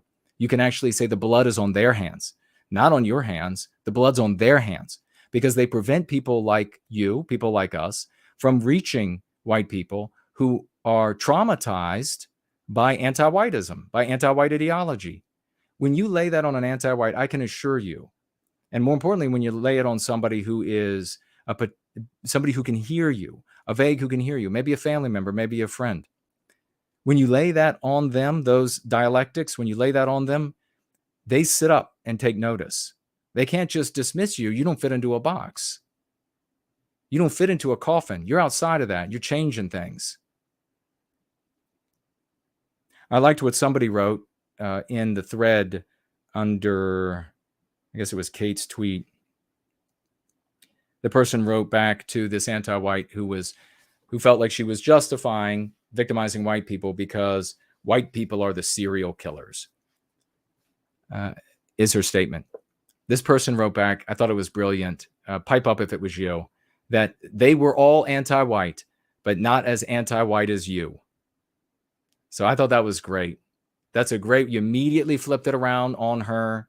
I don't think she responded. She had no way to respond to that. Her whole argument is that you deserve to be victimized. And it was about the beating or the killing of a little girl. That needs to happen to white, raping and murdering, I think, of a little girl, a young girl. That's okay for that to happen. That's permissible because there are white people who are serial killers. You see the same kind of approach from anti-whites when they talk about white people in government, white people in positions, executive positions in government, in business. Well, there are white people there. Well, they're anti-white. They're stuck. Suddenly they're like, oh shit, what do I say to that? They're anti-white. You can see by their outcomes of their behavior. They hate white people. These serial killers, they were anti-white. You tell them that they're anti-white, not as anti-white as you, though, trying to justify the rape and murder of a teenage girl. They got nothing to say to that. And what happens when people read those conversations, see those conversations? What happens when you're at the family dinner and you say that and the whole family hears that argument? That's where the battle is fought. Get to it. All right, bottom of the hour. And let's get to what you all are saying. I'll check for any financial gifts, and I will then get on to the announcements really quickly. I want to do calls tonight. And oh boy, a colossus has entered. He has waded in the ocean itself, only up to his knees. No white guilt clips. 007s. Please, ladies and gentlemen. Aces for this guy. Raucous emojis. Flags. Swashbuckling flags. Epic swash. $120 financial gift from this colossus, this man of the West. God bless you, sir. God bless you. Think about the reality. I mean, this is my genuine heart. People like No White Guilt Clips. You have these people who are pompous. They're fronters. A lot of them in uniform. They want to walk out and they want to pretend like they're tough. They want to pretend like they're badasses. And maybe in very like constrained ways, they can be violent or they can be mean or whatever it is. But they don't take on the status quo that has destroyed the West, anti-whiteism. So he who does is above them all. This guy right here, No White Guilt Clips, one of our very best, $120. Please follow him on Gab. It might be on Minds, on YouTube, on Twitter, wherever he is. Follow. If you haven't found him, shame on you.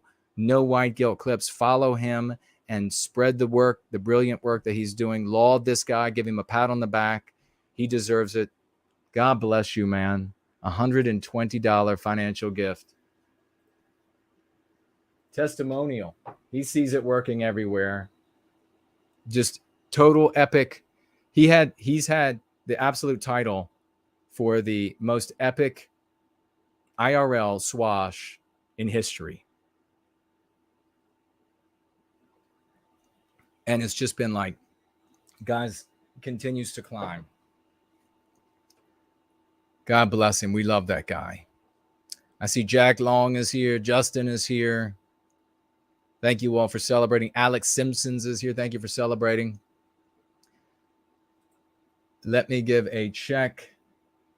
Over Sandy Hook is actually, I'm corrected, I think. It wasn't Columbine, it was Sandy Hook is what it was said over there on Odyssey. If that's the correct, then I am corrected. If that's the correct location, I am corrected. All right. I don't see any other questions, comments, financial gifts, except the great Slots has returned. Believe it or not, this guy, another $3 to add. And he has shared with these $3 over here on Entropy. He says a proposed bill used the term non-white in its language. Really? Oh, wow. That is major success. Is that in the United States? He has a link for it. I'll have to take a look at that. We'll look into that. That is an epic sign of success of what we're doing. And you paying attention, folks, I'm sure you see, you don't get to just like push anti-white and anti-whiteism into usage once. Like we have this big push, it's out there, it gets seen, and then now you can just go back on. No, you got to keep pushing.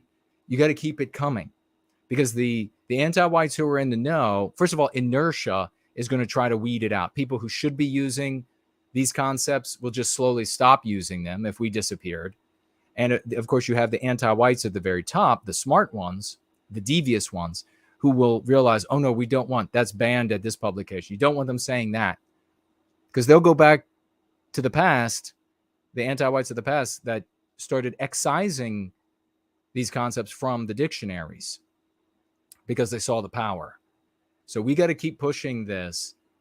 Seeing the anti-whites use the concepts that we push and Go Free is massive evidence of our success. I articulated that in the very beginning of this to everybody who was involved and interested and sort of had in my kitchen cabinet. And that is a massive. We'll have to check that out. God bless you for finding that. Sloths. We just keep having actual tangible victories. The great First Last has shown up. Wonderful to see you, good brother.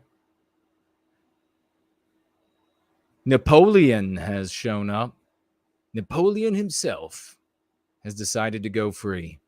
All right, we have here, I talked about Axis Mundi's proficiency exam. We have Anthony from the GFC of Virginia. We're going to share his video right now. It's a short video. Check it out. Celebrate this guy. We'll be right back.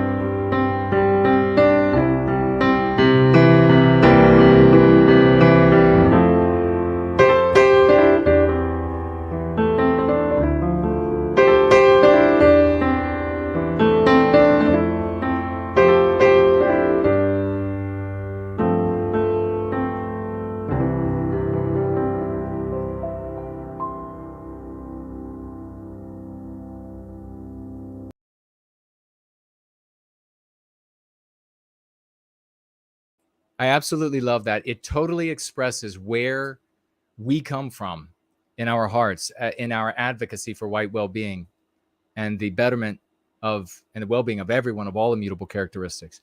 That here you have this brother or sister that's being crushed by anti-whiteism, white guilt, white noir. And we're there to pick them up, to share with them what has helped us. And then poof, that white guilt starts going away. The white noir starts going away. And that's an act of love. The video, the music, I really love it. Well done.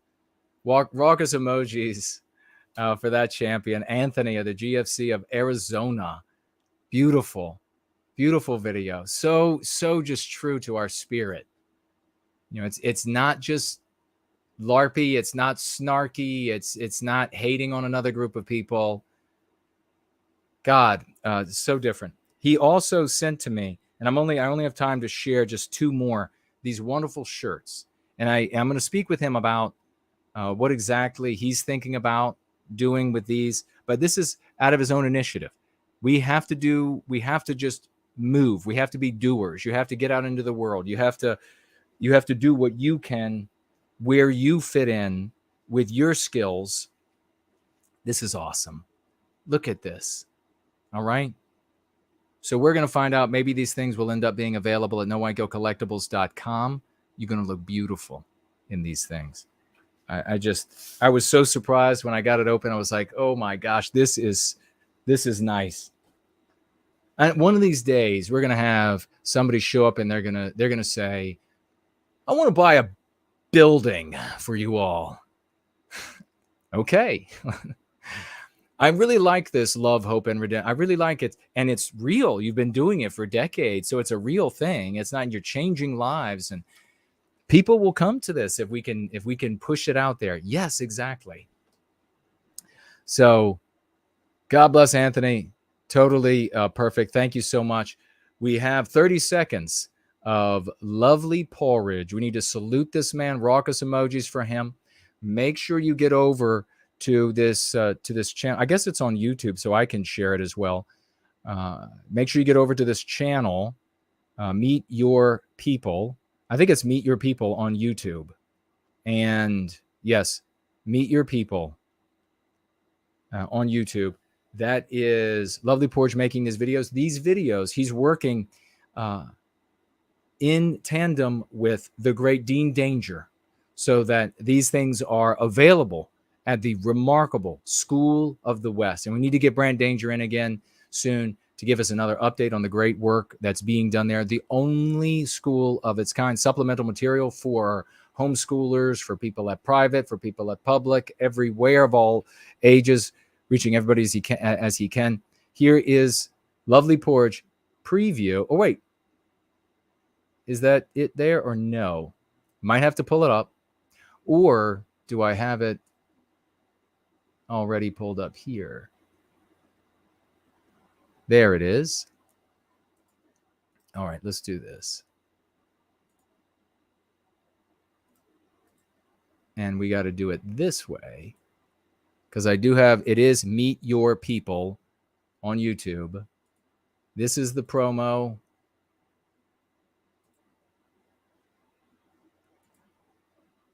Check it out. Western kind are one people with many countries. From the scorching hot Australian deserts to the freezing cold Norwegian snow. The best thing of all about these countries is the people. So come with us as we explore faraway lands where you'll find the friendly and familiar faces of people who, just like you, are Western kind and share the same biospirit which made all our countries great. Meet your people.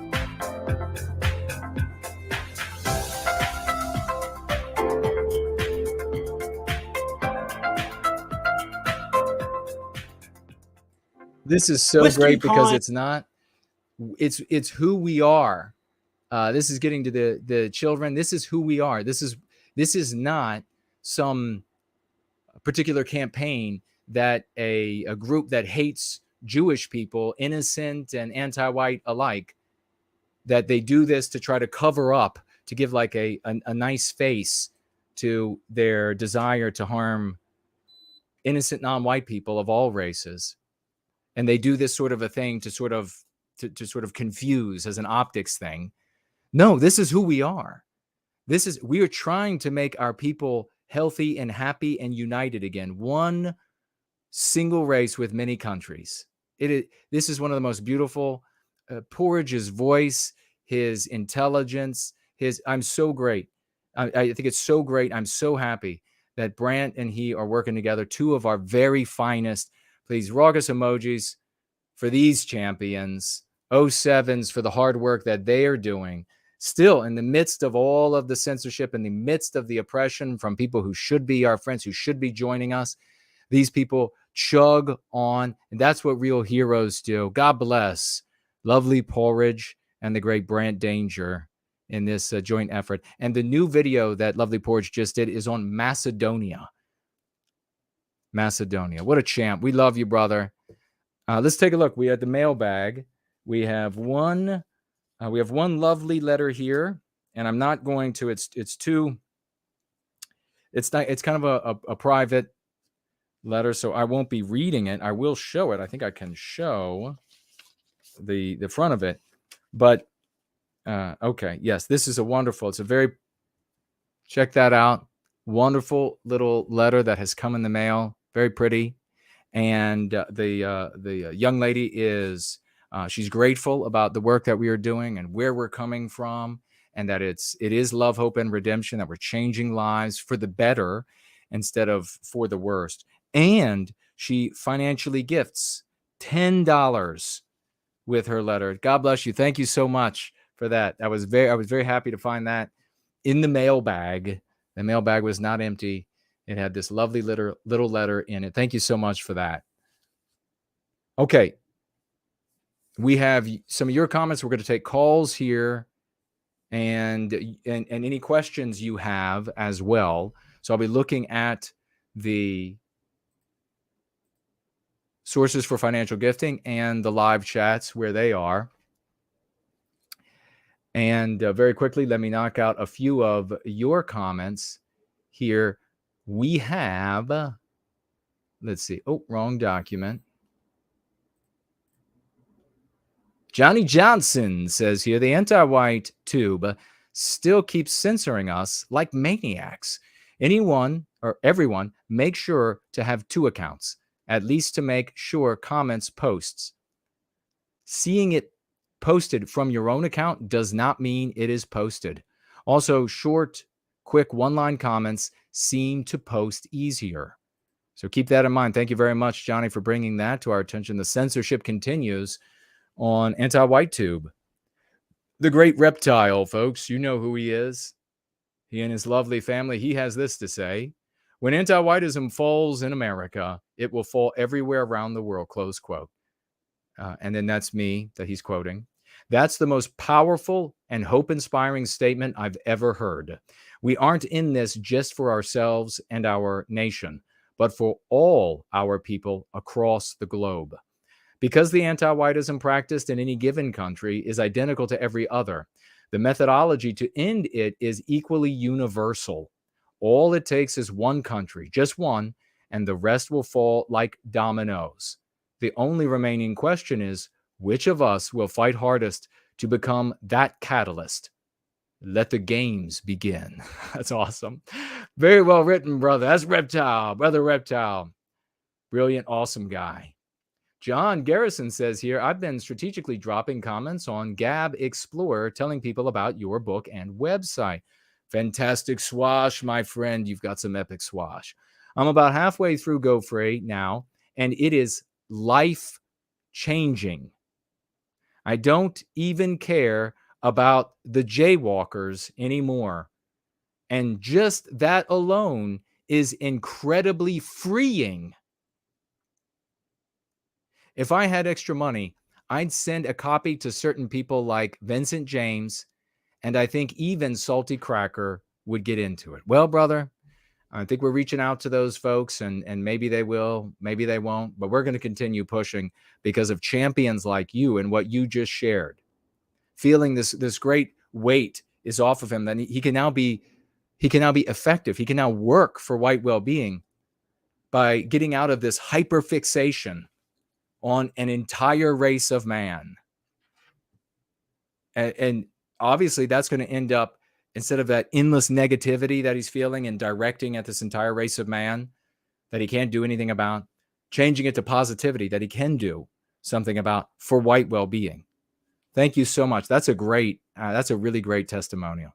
We have here, now is this Des, or Day-O? D-E-S-O.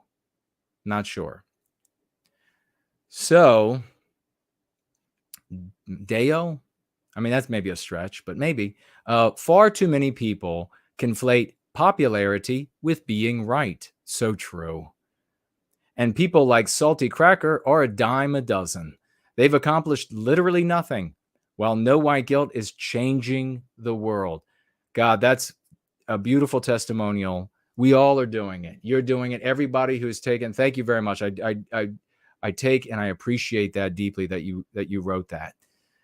I'm saying we're doing it. You're doing it. We are changing the world. Good people see themselves in the Go Free method. That's why they come here. That's why they stay here. They're at home. And maybe I'll try to remember Day-O, because that's like the song. I want to get it right for you, but thank you. Anna Speaks Out says, I love how this communicates being pro-white well-being without being hateful in any sort of way, like a lot of people tend to automatically assume. Precisely. Now, Anna has her own channel. We might end up having her, if this is the right Anna, end up having her on, I think it is, yes, on our channel for an interview. She says, this is also inspiring me to focus more on positive action and growth, as opposed to doom documentation on my channel. Isn't that wonderful? So here Anna she's doing a lot of doom documenting, and you want to bring the news about the things that are going wrong in the world to our people. But you want to be able to give them something to empower them with that information, or it's useless. You're just feeding that illness, which ultimately is an illness in the modern age, to always need to know the next horrible thing, because genetically you're wired to want to know what might be a threat, even though you can't do anything about this threat. But you can if you're given the tools of white well-being. Thank you very much, Anna. Irish Nick says here, sorry I've missed the live stream. This is a commodity I'm grasping, or time is a commodity I'm grasping for. Great stream, Jason. I really appreciate you and this community. We really appreciate you, Nick. Thank you so much. Pray Without Ceasing. That's a cool name. Says here, as a Latino, I support this, meaning white well-being. It is ridiculous how much abuse whites accept. God bless you for saying that. Thank you. Absolutely join us to combat anti-whiteism, because obviously you find it objectionable, repugnant that white people are being victimized this way. And you can also think about yourself and how your world will change for the worse as what white people have made, what white people have projected onto the world, Western civilization, is being white erased. It'll become someplace very unhappy that you won't want to live in either. So bless you. Thank you for that. Azimuth Clark says here, 3 cheers for Jason and getting that anti-white picture changed on iHeart News. 070707 proves that an email can make changes. Speak up about anti-whiteism anywhere you see it. It's so true, Azimuth Clark. Thank you for celebrating that.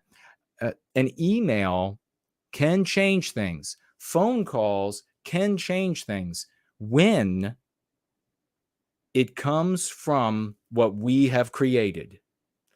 If you were a conservative, a basic good person conservative, patriot, and you wrote to iHeartMedia and you were like, you probably wouldn't because you don't see race.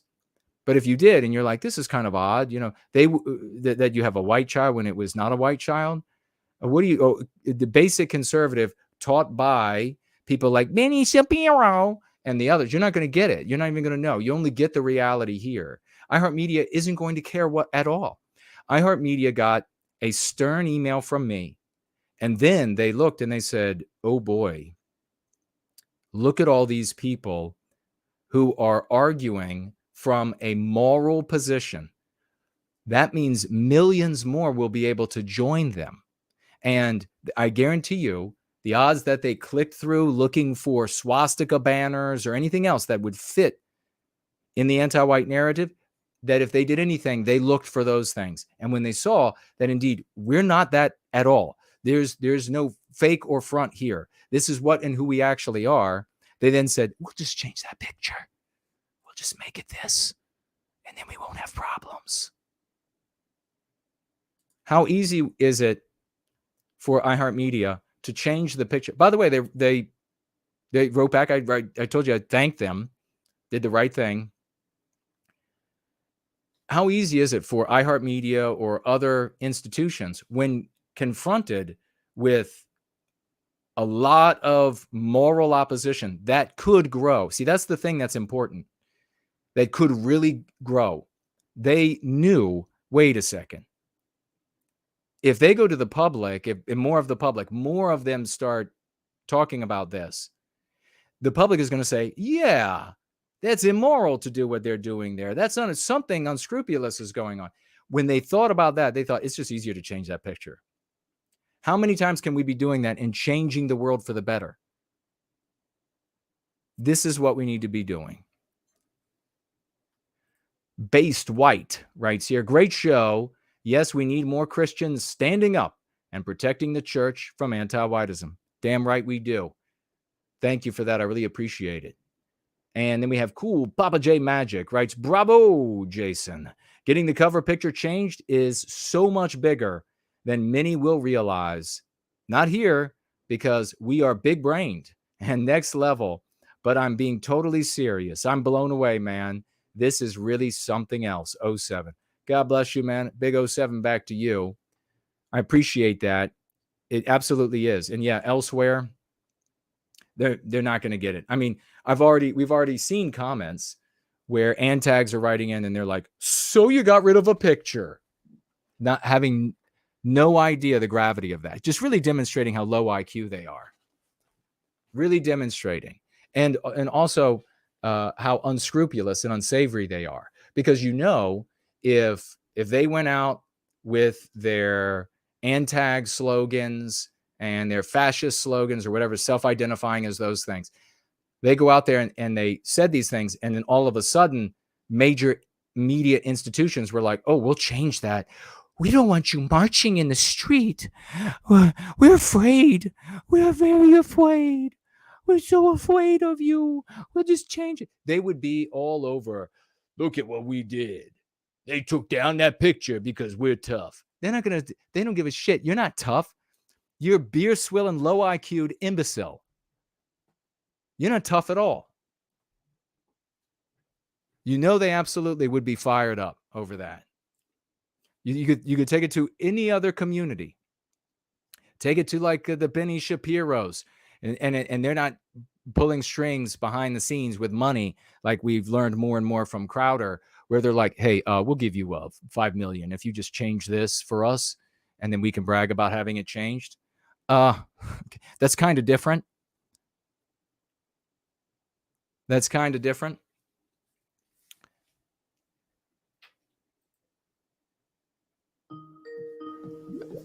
We have I will call you back when we take calls.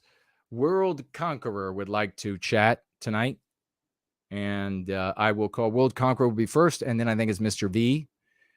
And if you would like to talk, let me know. And I think we have yes, I think I'll take the rest of these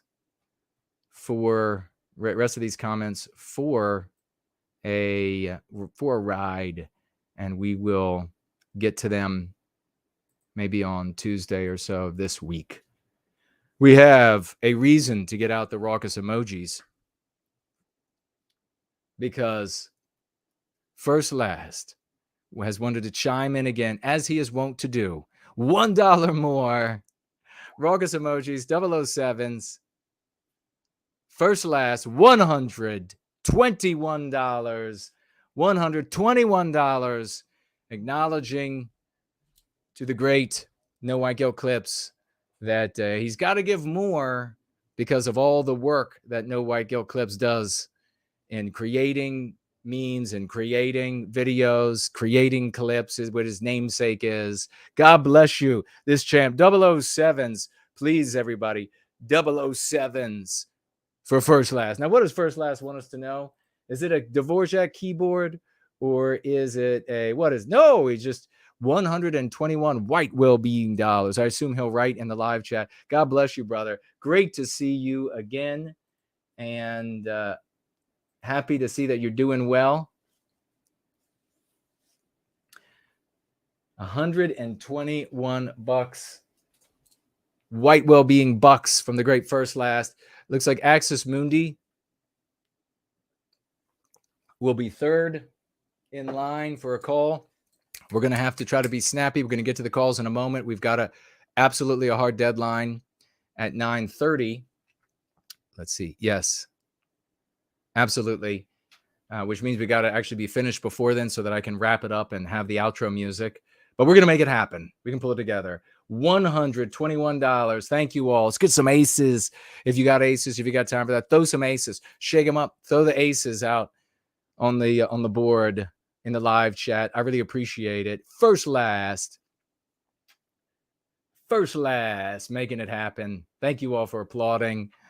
That's how many weeks in a row? How many weeks in a row is we got clips and the First Last? And of course they are, you have, I think the record holder, of course, would have to be for DB50 and I Love Jesus Christ. And God bless you all. Thank you so much. 121 white well-being dollars. There's Lunder with the 007, Franklin with the 07s. And we have Perez asking, do you like No white guilt. Do you like Iran and Russia?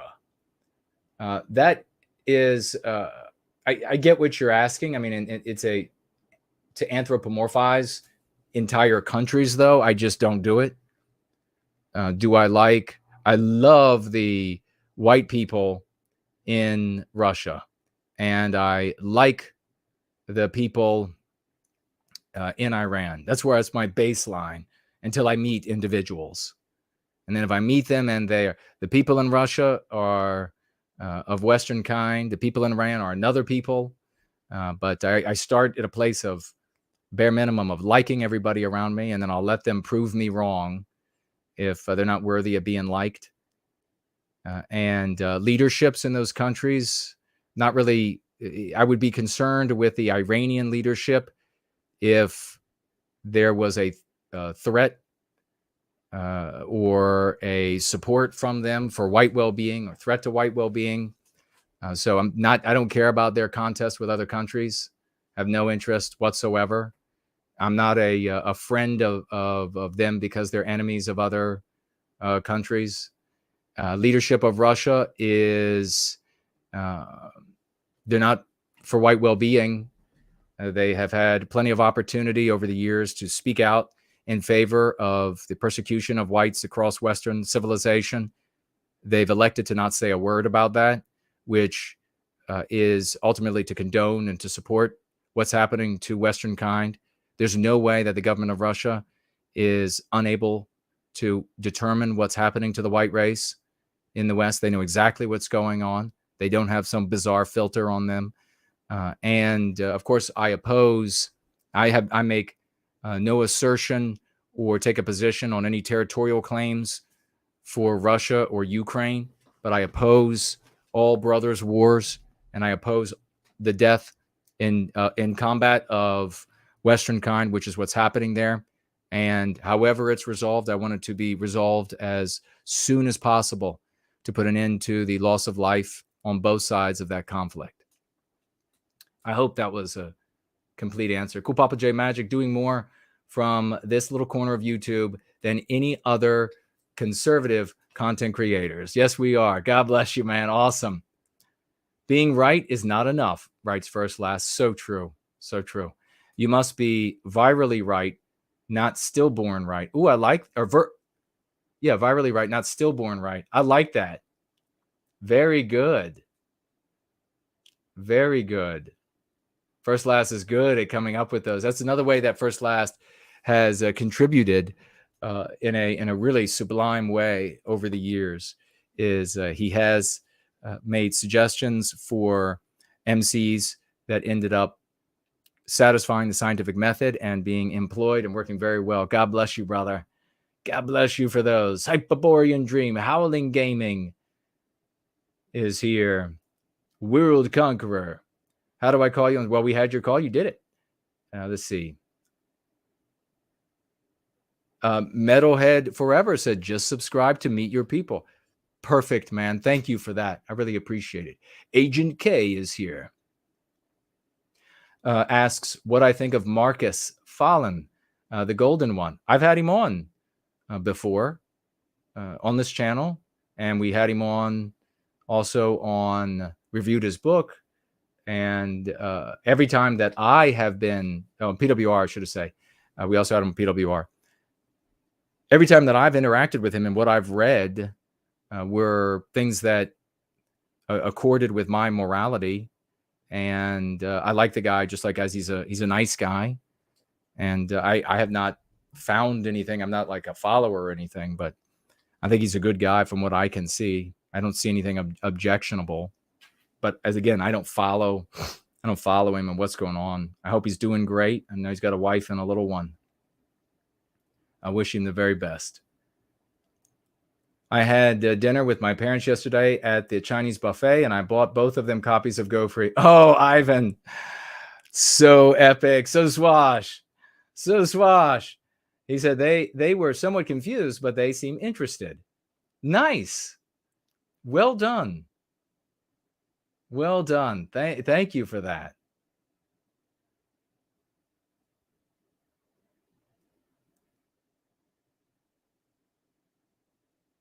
All right, let's see. What else do we have? Oh, there's First Last saying, check my Cash App. Anti-white segregation. Yes, Lunder said this, tweeted about this, and I retweeted. Anti-white segregation in South Africa, once great country, and I'm going to get to the calls right away. In South Africa, our once great country of South Africa, taken over by anti-whiteism. Worse is not better. They didn't have the go-free method, regrettably. And things are just getting worse there, so much so that the white people have so little self-value, so little self-worth, that at a university, they were just told, oh, no, you're not allowed in the amphitheater. Go stand like dogs outside the amphitheater while we have this introduction for freshmen, I guess, at the university. And they all said, yes, that's what we deserve. We'll go stand. Instead of having a protest against that, instead of just walking away, I would have said, fuck you.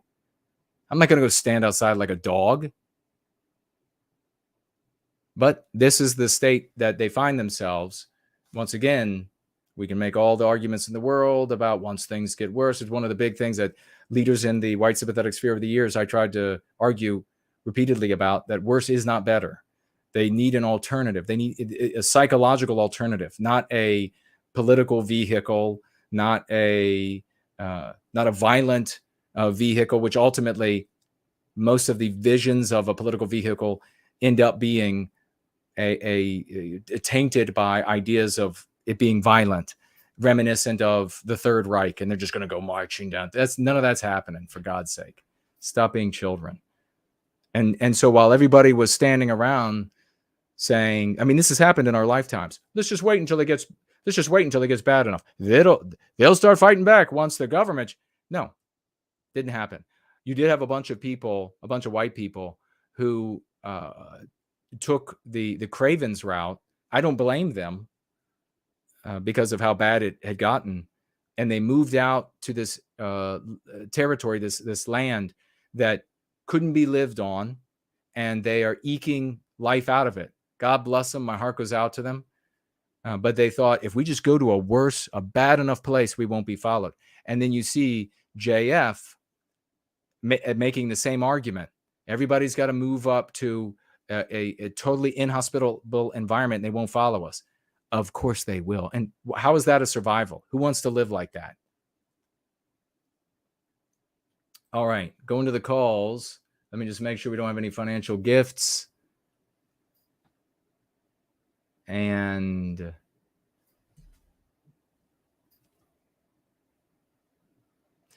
Lunder is working on making these Twitter accounts, NWG Twitter accounts, and then we're going to be getting together and figuring out how to move forward once he's got them all created.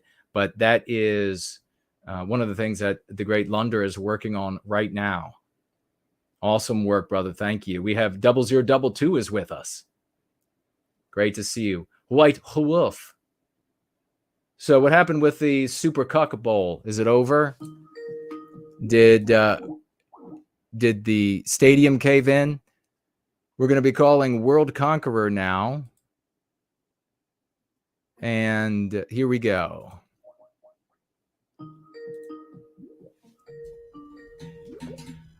Hello. World Conqueror, how are you? The mic is yours. Got about 5, 6, 7 minutes. So I remember you were mentioning something earlier about the Fed stuff in the the sympathetic movement.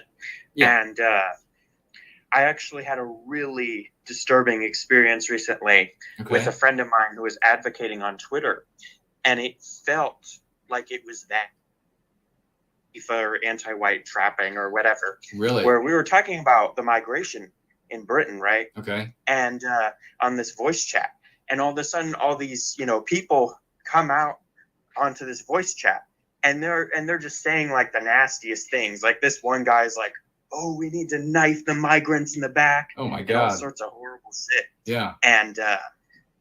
And so he had to kick out some of the people in this meeting. And then after, he kicked out a lot of those people. Sorry, can you still hear me? Yep, I sure can. Keep going. You can hear me? Yes, sir. Go ahead. So basically, after, we kicked a lot of these people out, some of the people who were in the meeting were also just these really strange people that didn't say anything, but they didn't have anything on their profile either, and it was sketchy. But, they had a profile that, was like of non-white people, which there's nothing wrong with. But, there was this one other guy who kept saying all these nasty things after we took them out because it was sketchy that they had nothing on their profile or whatever. And he's like saying the N-word and all this horrible shit. And it felt like they were trying to trap us into saying something like horribly bad or make us look bad. Yeah. It was like the not creepiest, but like weirdest stuff I had seen on Twitter so far. Like, I honestly expected to see that on Gab. It was horrible. Wow. And I just wanted to warn all of you guys that, like, on like voice chats and all that stuff, there are like anti-whites who are trying to trap everybody. Great. Thank you so much for letting everybody know about that. I mean, and to say Gab is a sewer. So to say that it's like Gab, it was like Gab, that's really saying something. And I have experienced as well, where you online, you come upon people, they say the nastiest things, totally like talking about murdering whole groups of people. And then you look and find out, well, wait a second, this person is like a non-white. Like, we found a bunch of these accounts who were rabidly against me when I said, no, I'm for white well-being, not out for victimizing innocent people, even innocent Jews. And the people who came after me, hardcore, we found a couple of them had Iranian flags and Jordanian and Egyptian flags and on other accounts with their name. So we have to be aware of these sorts of things. And I know the sensation you're talking about. It's strange when you see it actually. You're like, oh, we talked about this. We know about this, but it's happening right now. It's always a queer, eerie, uncanny thing when it actually happens. So big salute to you, man. Thanks for telling everybody to be on the lookout for this, the qui vive. So anything else you wanted to share quickly before we let you go? So the last thing I was going to say is that one thing we should try and figure out is, what to do if something goes wrong with Twitter. And I know this is annoying to say it, but maybe not right now, but because, there's still, the censorship isn't that bad on Twitter and we can get away with it easy.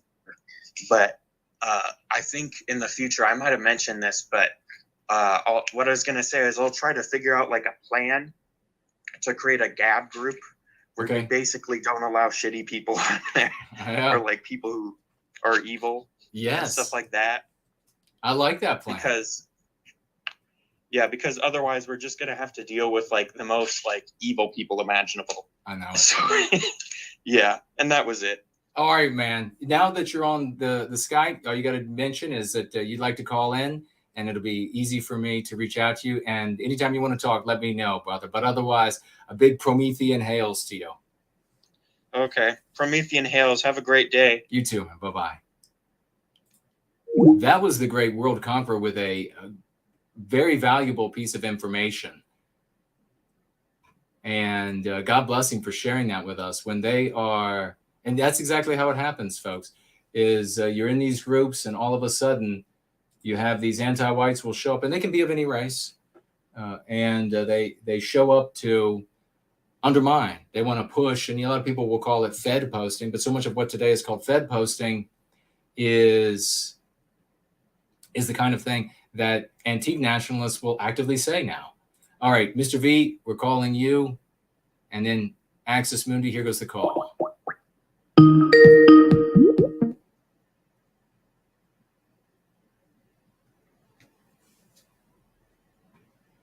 Don't hear you yet, brother. Where is he? Looks like says you're muted on my end. Oh, there you go. What about now? Okay, we can hear you, brother. What's on your mind? What would you like to share? You got about 5 to 7 minutes. All right, I'll try to be quick. Yeah, so we saw Eyes Wide Shut for GSC movie night. Oh, okay. Yes. All right. And have you seen that one, brother? No, I've only heard of it. Oh man, it's an experience. It's a dark experience. I had to warn folks because it has mature themes. There's a lot of degenerate, sick sex scenes. Oh boy. It's even got symbolism. It's got mean pathogens, sure, but at the same time, there's something very eerie and strange going on with not just the whole movie, but the whole story behind the movie. And Really? some people speculate that Stanley Kubrick may have been terminated, shall we say? Oh, because he put out this movie. really? Since it seems to hint at what anti-white oligarchs do behind the scenes, at least some of them. And it involves a lot of sexual degeneracy. Wow. And it involves what I would refer to as the dark occult. Wow. Yes. But had quite a few MPs against monogamy, against the family. Yeah. And just a lot of horrible, sick degeneracy. So it's a tough movie to watch. I had to give people a warning. And as the movie continued, I was happier and happier that I gave people a warning about watching. GFC movie night is done, not so that we can necessarily have fun all the time, but so that we can break down Right. anti-white psychological warfare in movie form. Yeah. Yeah, that's a great exercise, and I'm gonna talk more about that in 3rd edition of Go Free. That's a really powerful exercise. But you folks, you can't like sit back and watch. You got to be on the edge of your seat and pen in hand or typing or ready to put these things down when you see them. So that's a powerful thing that you all are doing. Yeah, and let me know, brother, if you want any info. We're almost up to 50 movies. So Whoa. at least mean pathogens for 50 movies. I know what's in it. Oh my gosh. Yeah, we need to make that. We probably should make that available. I don't know, maybe through School of the West. Maybe we can think about that's something powerful. That's educational right there. That's a lot of effort, and that can be magnified. That work can be magnified. The success that results therefrom by making it available to people. So God bless you, man. You're a champ. What else is on your mind? Well, big thanks to everyone who joins us and actually, joins us in the trenches and goes through that psychological warfare, because it's not easy in a way. Going through American History X, that was like a traumatic bonding experience. I bet it was. Yeah. I bet. What else? Oh, yes. So today for the California GFC, we went through Crucible. We are in chapter 59 of Crucible, and you know where it ends. It ends at 62, so we're almost finished with Crucible, building up to the final fight. Yes, the final big fight, when I really had to take things into my own hands and be as audacious as I've ever been. Oh yeah, that is such a crazy fight. I can't wait for us to read it and finish it, and then it's going to be straight to Prometheus Rising. So we think one more book club for California GFC, and we'll be done with Crucible, and then it's on to Prometheus Rising. Awesome, man.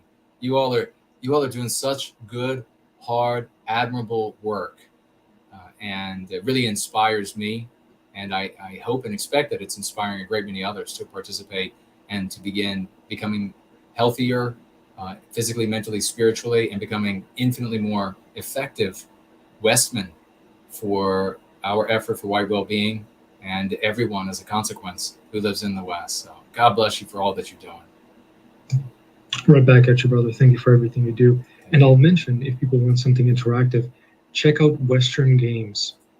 It's Fornell's Go Free game, right? So find Fornell's Go Free game and check it out, because he's working on new lessons, and Axis put in a Go Free vocabulary lesson. Oh, nice. So there's new material, and it's awesome. So check it out. We're working on ways to kind of, I guess, systematize, if you will. I mean, develop some kind of way to assess and measure Go Free proficiency.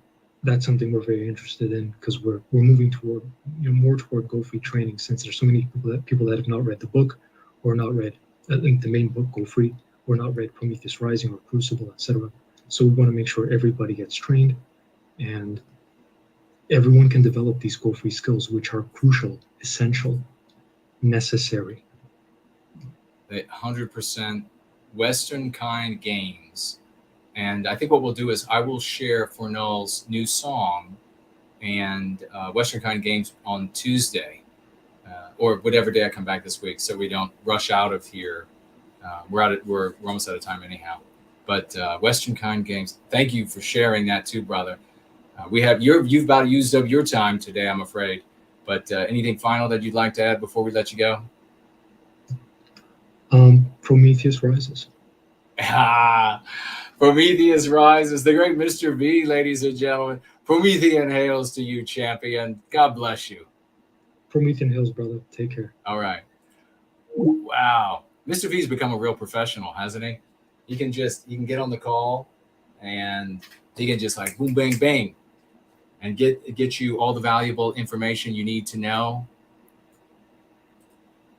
And very proud of that. Proud of him. Proud of the work that the whole California GFC, everybody's working with, that they're doing. Really remarkable stuff. We've got a final call to Axis Mundi right now. Here it goes.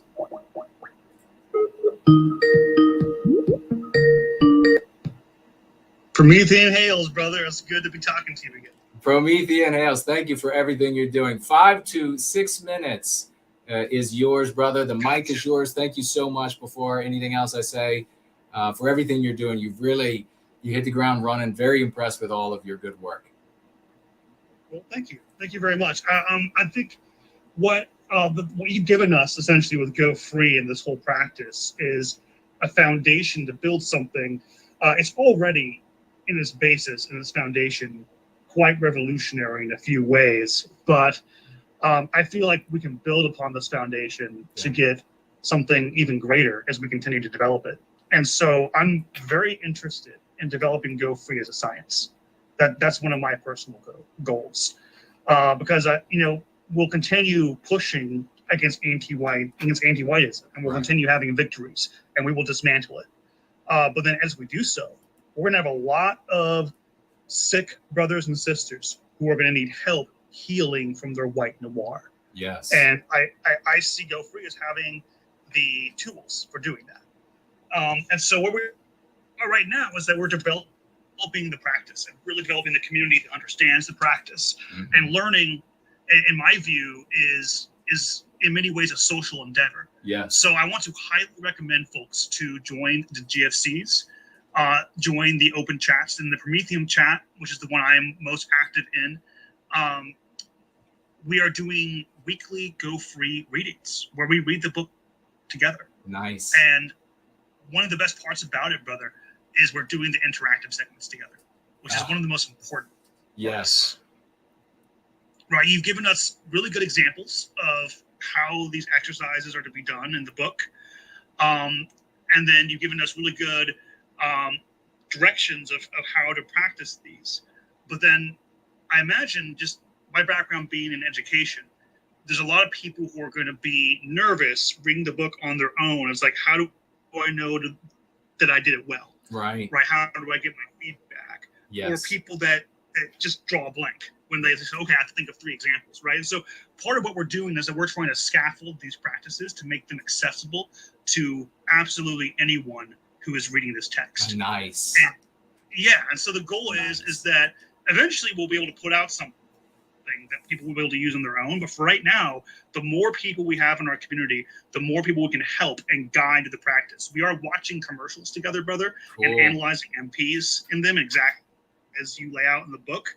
We're doing that with entertainment, and we'll do that with all the practices and essentially teach people how to do it. Epic, man. That is so fantastic. Yeah. Thanks, man. I'm super excited because this is clearly Go Free is immensely effective in defeating anti-whiteism. And the potential to be even more than that is there, and we need to simply build it up. We're also doing cultural practices as well. a big part of what we need to do is to build up our people. We need to restore our peoplehood. And one thing that I have been observing and thinking about extensively recently is what is the behavior of a racially conscious people. And there's a number of factors that are markers of high levels of racial consciousness as a starting point for this examination. One of which is that racially conscious people have a story of their people that's distinct to them, which means they study their people and through a lens that's positive towards their people. And they do so on a regular basis as one of their cultural practices. And so that's what we're building up. We're using the lens you've provided and reading our poetry through a white positive lens. And we will continue doing that through history. We're starting with the really, really ancient stuff. And it is stuff that is of the ancestral European religion. Though what we're finding is the more you recognize the biospirit, a common Western spirituality begins to show itself regardless of the particular religion you practice, or even how you think about it. And one of the MPs that has always like really struck close to home with me, that you eloquently describe as dead white souls that you see in movies, is the whole idea of white people not having a spirituality of their own. And that's one thing I am working hard against, brother, because I think that's one of the most harmful MPs. And to really instill in white people sense that being a Westman is itself inherently spiritual. And that spirituality will come out in different ways depending on which particular religion you practice, if you even practice any religion.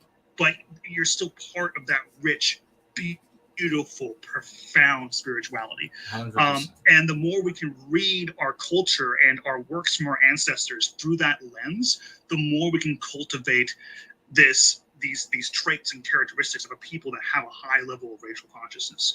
So we are doing the work. We are building it. We are going to be successful. We just need more people to join us. So please join the chats, join the GFCs. God bless you, man. That's exactly what is supposed to happen. If you can next week, call and we want to hear more about it. We got to let you go now. But man, I salute you big time. Promethean hails to you. Promethean hails, brother. I salute you right back. Thank you for all you do. Talk to you next time. Oh, awesome, man. Good night. That is how it's supposed to happen. With our waning seconds here tonight, that is how it's supposed to happen. Self-starters, moral people, smart people. Being a self-starter, being moral, being bright, taking the initiative, seeing the work that is done, seeing the work that is in the process of being done, adding to that, fitting it to things so that it's not a new direction like we see some people trying to do elsewhere on Twitter and Gab elsewhere. Want to change definitions. They want to change the words. Taking what we have, what's working, what we know is working, building upon it. This is a science that's out there. We have the third edition is going to be, I don't know, maybe even 100 or more pages longer than the second edition iteration too.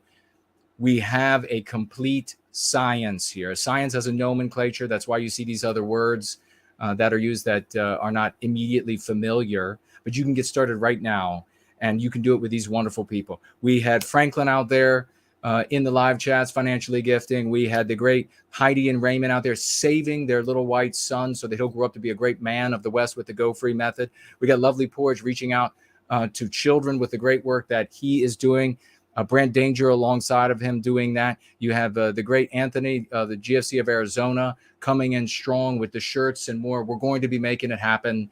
These are big times. We're going to do it. You're going to be a part of it. I love you all. Let's go free.